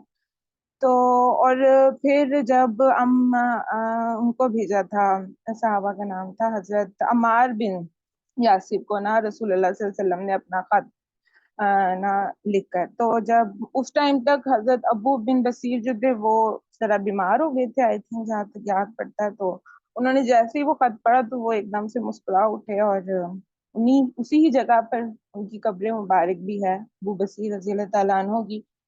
اور یہ ایسے لوگ ہیں کہ ایسے صحابہ ہیں مطلب کہ ان کو ان کا نام بھی مشکل سے ہی جو لوگ پڑھتے ہوں گے انہیں پتا ہوگا، اور انہوں نے اتنے بڑے بڑے کام کر دیے کہ ان کی وجہ سے جو ہے وہ پورا کا پورا پاسا ہی پلٹ گیا اس پورے ایگریمنٹ کا جو انہوں نے کیا تھا. تو یہ میں نے شیئر کرنا تھا. جزاک اللہ خیر. بالکل آپ نے بہت پیارا شیئر کیا کہ کس طریقے سے اللہ تعالیٰ نے پھر مسلمانوں کے ہاتھوں ہی ایسی ٹیبل ٹرن کروائی کہ کفار نے اپنی وہ شرط جو سب سے زیادہ مسلمانوں کو مشکل لگ رہی تھی وہ خود ہی واپس لے لی. اور یہاں سے یہ بھی پتہ چلتا ہے کہ مسلمان کبھی بھی ہمت نہیں ہارتا، مسلمان کبھی بھی مایوس نہیں ہوتا. جیسے قرآن پاک کی سورہ یوسف میں اللہ تعالیٰ نے ایک آیت اتاری تھی نا کہ اللہ کی رحمت سے صرف کافر ہی مایوس ہوتے ہیں، مسلمان مایوس نہیں ہوتا کبھی بھی، اس کو ہمیشہ اللہ سے امید ہوتی ہے اور اللہ اس کو راہ سجھا دیتے ہیں۔ تو ایک در بند 100 در کھلے۔ اب ان کو بجائے یہ کہ وہ اس چیز پہ مایوس ہو کے ہاتھ پیر چھوڑ کے بیٹھ جاتے، انہوں نے ایک تیسرا راستہ نکالا۔ جب ایک راستہ بند نظر آیا کہ مسلمانوں کے پاس جانے کی جو امید تھی، اس سے پہلے تو چوری چھپے ہجرت کر کے مدینہ پہنچ جاتے تھے، شروع میں جتنے مسلمان مدینہ پہنچ گئے سو پہنچ گئے، پھر اس کے بعد کفار بھی چوکنے ہو گئے، انہوں نے اس چیز کے خاص خیال رکھا، ہر کسی نے اپنے اپنے گھر کا کہ اپنے جیسے کسی کے بچے وغیرہ اگر اسلام لا رہے ہیں تو ان کو گھر میں قید کر دیا جائے، مدینہ میں نہ جائیں، مسلمانوں کی جمعیت کے ساتھ نہ ملیں، اور اسی کے اوپر بند باندھنے کے لیے ہی یہ شرط رکھی گئی تھی کہ اگر ہمارا کوئی بچہ آپ کی طرف آئے گا تو آپ اس کو واپس کرنے کے پابند ہیں۔ تو جب ان کو پتہ چل گیا کہ یہ راستہ تو بند ہے تو انہوں نے سوچا کہ اللہ کی زمین تو وسیع ہے، یہاں نہیں جائیں گے کہیں اور چلے جائیں گے، اور پھر ایک جگہ اکٹھے ہو کے انہوں نے اتنا کام کیا، قریش کا ناطقہ بند کر دیا کہ انہوں نے خود کہا کہ ان کو یہاں سے ہٹا دو۔ جیسے کہ جیسے ہوتا ہے نا کوئی نہ کوئی، جیسے ابھی مجھے ایک دم سے ذہن میں آیا کہ یمن نے جو کیا تھا کیا ہے اس جنگ کے دوران، جب اور کوئی کچھ نہیں کر رہا تھا، انہوں نے کم از کم آنے جانے والے جو گزرگاہیں تھیں، جو ان کے بحری جہاز جہاں سے گزرتے تھے، وہ راستہ بند کر دیا، ان کے بحری جہازوں کو ڈبونا شروع کر دیا۔ بڑی کامیاب ٹیکٹک ہے، وہی والا انہوں نے بھی کام کیا، تو تاکہ جو یہاں پہ جنگی سامان یا جیسا کہ فیول وغیرہ، آئل ٹینکرز یا جو بھی آ رہا ہے، ہم اس کو یہاں سے گزرنے ہی نہیں دیں گے۔ اگر یہ فلسطینیوں کے اوپر حملہ کریں گے تو پھر ہم ان کے جہازوں کا نقصان کریں گے۔ تو بڑے ابھی تک اس کا وہ توڑ نہیں کر سکے، اور کچھ نہ کچھ وہاں پہ جاری رہتا ہے، اور بڑا اچھا اقدام تھا۔ تو اس طرح مسلمان اپنی اپنی کیپیسٹی میں جو کچھ کر سکتا ہے وہ ضرور کرنا چاہیے۔ تو یہاں ہمارے ساتھ ایک بھائی موجود ہے، روہیل بھائی، وہ کچھ بات کرنا چاہ رہے تھے۔ جی روہیل آپ خود کو انمیوٹ کیجیے۔ ہیلو، جی السلام علیکم، آپ میری آواز آ رہی ہے؟ جی وعلیکم السلام، آ رہی ہے لیکن بہت کم آ رہی ہے۔ اچھا، ابھی مجھے بتائیں گے آپ کو آواز کلیئر ہے یا نہیں؟ اب بہتر ہے۔ اچھا، تو میرا ایکچولی سوال یہ تھا کہ میں نے ابھی سیرہ پڑھنی شروع کی ہے، تو ایک چیز جو تھی میرے مائنڈ میں وہ اسٹک کر گئی ہے، اور مجھے وہ بہت زیادہ مطلب تنگ کر رہی ہے۔ وہ اس طرح تھی کہ میں نے کافی ساحل بھائی کی ویڈیوز دیکھی ہیں، وہ حماس کا جو تھا نا، جو بھی ایکشن انہوں نے اکتوبر 7 کو جس کو سپورٹ کرتا ہے، لیکن جب میں سیرہ پڑھتا ہوں تو اس کے اندر تو بالکل الٹا ہے کہ جب پہلے مسلمان، اب پہلے وہ جب کمزور تھے تو تب تو اللہ نے کوئی ان کو نہیں حکم دیا کہ آپ پہلے اٹیک کریں یا کچھ بھی کریں، کیونکہ اللہ کو بھی پتا تھا، اور جو ادھر کے مسلمان تھے ان کو بھی پتا تھا کہ اس ٹائم اگر ہم اٹیک کریں گے تو ہمیں زیادہ نقصان ہوگا۔ تو وہی چیز ابھی حماس کے لیے اپلائی ہوتی ہے، لیکن میں نے کافی ویڈیوز میں دیکھا ہے کہ ساحل بھائی کہتے ہیں کہ نہیں، حماس نے جو بھی کیا وہ ٹھیک کیا۔ تو یہ چیز مجھے سمجھ نہیں آئی، اس پہ اگر آپ اچھا اپنا پوائنٹ آف ویو دیں۔ جی بالکل، آپ نے ایک اچھا سوال کیا ہے، اور اچھا ہے کہ آپ کے توسط سے اگر اور بھی لوگوں کے ذہنوں میں اگر یہ سوال ہے سب تک جواب پہنچ جائے گا۔ اگر آپ نے ہمارے سیرہ سیشنز اٹینڈ کیے ہیں تو آپ کو جب ہم نے جہاد کے چیپٹر شروع کرنے جا رہے تھے، مغازی والے چیپٹر پہ، یعنی جب مدینہ پہنچنے کے بعد جب مسلمانوں کے ساتھ مختلف غزوات والے معاملات ہم کرنے جا رہے تھے، تو ہم نے شروع میں ایک بات کی تھی کہ جب کوئی تبدیلی کے سٹیپس ہوتے ہیں ڈفرینٹ، اس میں شروع میں آپ کو ایک صبر محض کی سٹیج ہوتی ہے جس کے اوپر کام کرنا ہوتا ہے، اپنی ایک جمعیت اکٹھی کرنی ہوتی ہے، اپنے آپ کو اسٹرانگ کرنا ہوتا ہے، پھر اس کے بعد آپ جا کے اس میں آتے ہو۔ وہ اس وقت کی بات تھی جب آپ کسی نئی جگہ کے اوپر ایک نئی آئیڈیالوجی کے ساتھ آپ نیا کوئی کام کر رہے ہیں، تب کی بات ہے۔ اگر ہم فلسطین کی ہسٹری دیکھیں وہاں پہ یہ اپلائی نہیں ہوتا، اس لیے کہ مسلمان یہاں پہ میجورٹی میں تھے۔ جنہوں نے حملہ کیا، جنہوں نے آ کے قبضہ کیا، وہ سیٹلرز تھے، وہ یورپینز تھے، یورپ سے یہاں آئے تھے، مہاجر ہو کے اپنی طرف سے ان سے درخواست کی کہ ہمیں جگہ دو، پھر ان کو ان کے گھروں سے نکالا، ان کو مارا مغربی اقوام کے ساتھ۔ تو یہاں پہ تو مسلمان جو ان کا تھا وہ واپس لینے کی کوشش کر رہے ہیں نا۔ جو فلسطین کے اوریجنل لوگ ہیں، چاہے وہ مسلمان ہیں، چاہے وہ وہاں کے عیسائی ہیں، چاہے وہ وہاں کے یہودی ہیں، ٹھیک ہے، ایتھنیسٹی میں وہ عربز ہی ہیں نا، تو وہ چاہے جس مذہب سے بھی ہوں، وہ زمین ان لوگوں کی ملکیت تو ہو سکتی ہے، لیکن کسی دوسرے کانٹیننٹ سے آئے ہوئے لوگ صرف اس چیز کے اوپر مسلمانوں کو وہاں سے بے دخل کریں، جبکہ اگر ان کا کلیم یہ ہے کہ جی ہمارے نبیوں کی یہاں پہ ہے، تو تینوں بڑے مذاہب اس کو کلیم کرتے ہیں، کیونکہ نبیوں کی تمام لڑیوں کو ہم بھی تمام انبیاء کو مانتے ہیں، عیسائی بھی ہمارے نبی کو چھوڑ کے باقی تمام انبیاء کو مانتے ہیں، یہود کے بھی انبیاء وہی ہیں۔ اب اس کلیم کے اوپر یہ تو نہیں وہ کر سکتے نا کہ وہ آئیں اور کہیں کہ جی ہم دنیا کی کسی بھی گوشے سے اٹھ کے ہم آئیں گے اور تم نکلو یہاں سے اور ہم یہاں پہ قبضہ کریں گے۔ وہ تو سیٹلرز ہیں، وہ تو قابض ہیں اور وہ تو غاصب ہیں۔ تو مسلمان ڈیفینڈ کر رہے ہیں اس چیز کو جو آلریڈی ان کی تھی، ظلم کے ذریعے ان سے چھین لی گئی، ٹھیک ہے؟ مسلمان کسی اور کی زمین پہ کلیم نہیں کر رہے، یہ عرب سے، یہ شروع سے اسی علاقے کے رہنے والے تھے، اور ان کے آباء و اجداد نے اسلام قبول کیا اور وہ پھر اسلام ہلکا بگوش اسلام ہو گئے۔ اس سے پہلے یہ ہو سکتا ہے ان میں سے کئی لوگ عیسائی ہوں یا یہودی ہوں، کسی بھی مذہب کے ہو سکتے ہیں، لیکن اوریجنلی یہ عربز یہ اس علاقے سے بلونگ کرتے تھے، ان کو اس علاقے سے بے دخل کیا گیا ہے۔ یہ جو بعد میں سیٹلرز آئے یہ تو یورپینز تھے، یہ تو عربز تھے بھی نہیں۔ میں ایکچولی یہاں آپ کو انٹرپریٹ کروں گا، یہ آپ جو بات کر رہے ہیں یہ دیکھیں، یہ تو مطلب ہر بندے کو یہ بات پتہ ہے، ٹھیک ہے؟ اب اس میں کوئی کی بات نہیں کہ جو مجھے نہیں پتا یا جو سن رہے ہیں ان کو نہیں پتا، یہ ہمیں پتا ہے۔ لیکن میرے جو کوشچن ہے وہ بیسیکلی یہ ہے کہ حماس نے جو کیا وہ غلط کیا، ٹھیک ہے؟ میرا یہ پوائنٹ بہت کلیئر ہے، لیکن جب میں پہلے سیدھا جب میں نے پڑھنی نہیں شروع کی تھی تو میں نے ساحل بھائی کی جب یہ بات سنی، میں خود بولتا تھا کہ نہیں، حماس نے جو کیا وہ ٹھیک ہے، لیکن سیرا کے بعد پڑھنے کے بعد مجھے یہ پوائنٹ ملا کہ جو حماس نے ابھی کیا وہ غلط کیا، وہ اس وجہ سے کیا ہے کہ مطلب کوئی ریشو نہیں بن رہی تھی نا، پاور کی کوئی نہیں تھی ریشو۔ اسرائیل کے پیچھے امریکہ کھڑا تھا، یو کے کھڑا ہے، فرانس کھڑا ہے، اور جو حماس ہے ان کے پیچھے کون کھڑا ہے؟ ایران کھڑا ہے، اور ایران کی خود ابھی حالات آپ دیکھ رہے ہیں آپ کے سامنے۔ تو مطلب گراؤنڈ ریئلٹیز کو اگر ہم دیکھیں تو حماس نے اس جو کو کیا غلط کی، اور اس کی وجہ سے دیکھیں ابھی مسلمانوں کو نقصان ہے، فائدے کے بجائے بہت زیادہ نقصان انہوں نے کیا۔ جی، اس وقت بہت سے مسلمانوں کا یہ پرسپیکٹو بھی ہے جو آپ بات کر رہے ہیں، اس کو ہم سیرا کے کانٹیکس میں اس لیے نہیں کہہ سکتے کہ سیرا میں مسلمان نے فرام دا ویری بگننگ ابھی اسلام کو شروع کرنا تھا نا، یہ جس جگہ کے اوپر فلسطین ہے اس کے ارد گرد تو تمام ہے ہی مسلمان۔ اب یہاں پہ آپ کی والی بات ایک خاص کانٹیکسٹ میں صحیح ہو سکتی ہے، آپ کی والی بات اس کانٹیکسٹ میں صحیح ہو سکتی ہے کہ حماس ایسا کوئی بھی اقدام اٹھانے سے پہلے دوسرے مسلمان ممالک کو اپنے ساتھ ملا لیتے تاکہ جو بھی حملہ ہوتا وہ اتنا زوردار ہوتا کہ اسرائیل کو وہاں سے سنبھلنے کا موقع نہ مل سکتا۔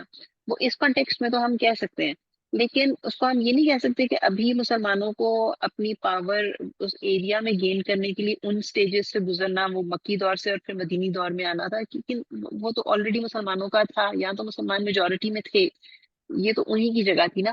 تو ہاں، اس کو ہم یوں کہہ سکتے ہیں کہ اسٹریٹجکلی ان کی کچھ اور ان کو چیزیں پہلے پلان کرنی چاہیے تھی، اور اس پہ آلریڈی ہاں بہت سے لوگوں کی یہ سپلٹ اوپینین ہے۔ میں نے مختلف لوگوں کو سنا ہے، جیسے جو جنگی تجزیہ نگار ہوتے ہیں نا، مطلب علماء میں سے بھی بہت سے لوگ جب اس کو اسٹریٹجکلی اس کو اینالائز کر رہے ہوتے ہیں کہ یہ اسٹیپ جو تھا، اقدام تھا، یہ کس حد تک صحیح تھا اور کس حد تک صحیح نہیں تھا۔ تو اس میں اب ہم زیادہ لمبی اس وقت بات نہیں کر سکتے، یا تو کوئی اور سیشن رکھ لیں گے، اس پہ تھوڑی سی تیاری کر کے اس پہ ایک ڈبیٹ رکھ لیتے ہیں، سب مل کے بات کر لیں گے، کیونکہ ابھی ہمارا سیشن بہت لمبا ہو رہا ہے۔ تو آپ لوگ بتا دیجیے گا جس وقت اویلیبل ہے، ایک اچھا ٹاپک ہے، اس کو کرٹیکلی ہم ضرور اینالائز کر سکتے ہیں، چونکہ کرنٹ ٹاپک ہے، کرنٹ افیئر سے ریلیٹڈ ہے، تو میرا خیال ہے اس پہ بات ہونی بھی چاہیے، ہو بھی سکتی ہے۔ چاہوں گا آپ سیشن جب آپ کا صاحب رکھ لیں، اس پہ ساحل بھائی ایک ایگزامپل کرتے ہیں کہ حضرت حسین نے جو دیکھیں نا وہ کیا تھا، تو وہ حضرت حماس کو کا پوائنٹ آف ویو اور حضرت حسین کا پوائنٹ آف ویو کو کمپیئر کرتے ہیں، تو اس کے اوپر بھی میں نے تھوڑا بہت پڑھا ہے، تو مجھے یہ ایسا لگا کہ حضرت حسین اٹیک کرنے نہیں گئے تھے، وہ تو ادھر سے ان کو کوفی بلا رہے تھے، تو وہ صرف ان کی بلانے پہ ان کے جو خط آ رہے تھے صرف ان کے خط کے اوپر گئے تھے، انہوں نے تو اٹیک نہیں کیا تھا۔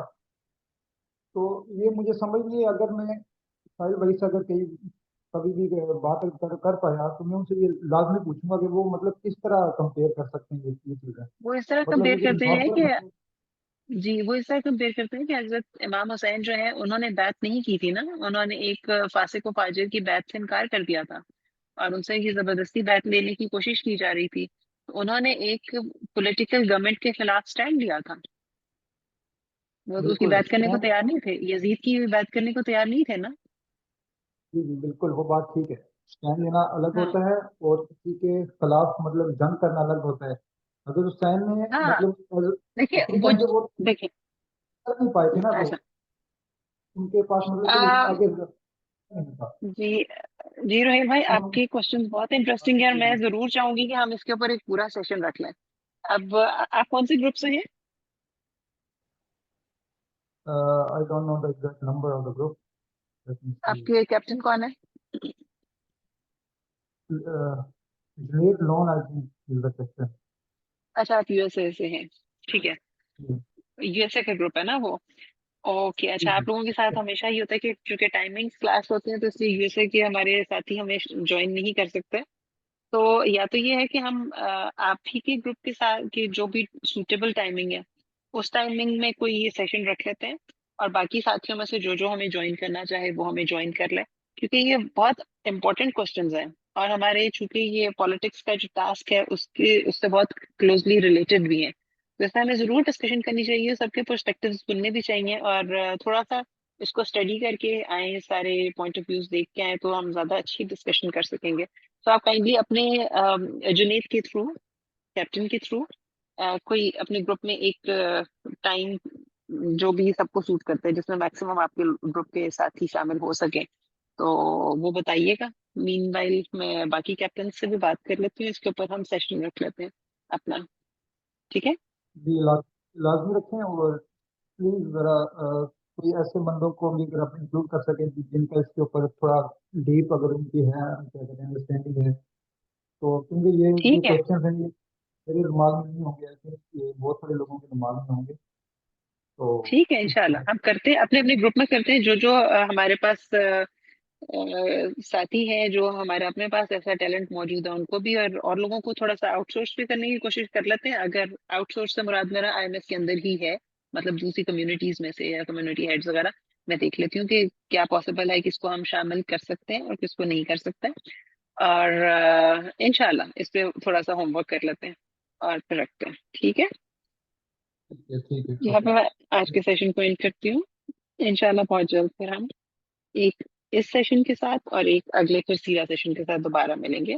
सुब्हानक अल्लाहुम्मा व बिहम्दिका नशहदु अल्ला इलाहा इल्ला अंता नस्तगफिरुका व नतूबु इलैक। इलाही आमीन। अस्सलामु अलैकुम व रहमतुल्लाहि व बरकातुहू।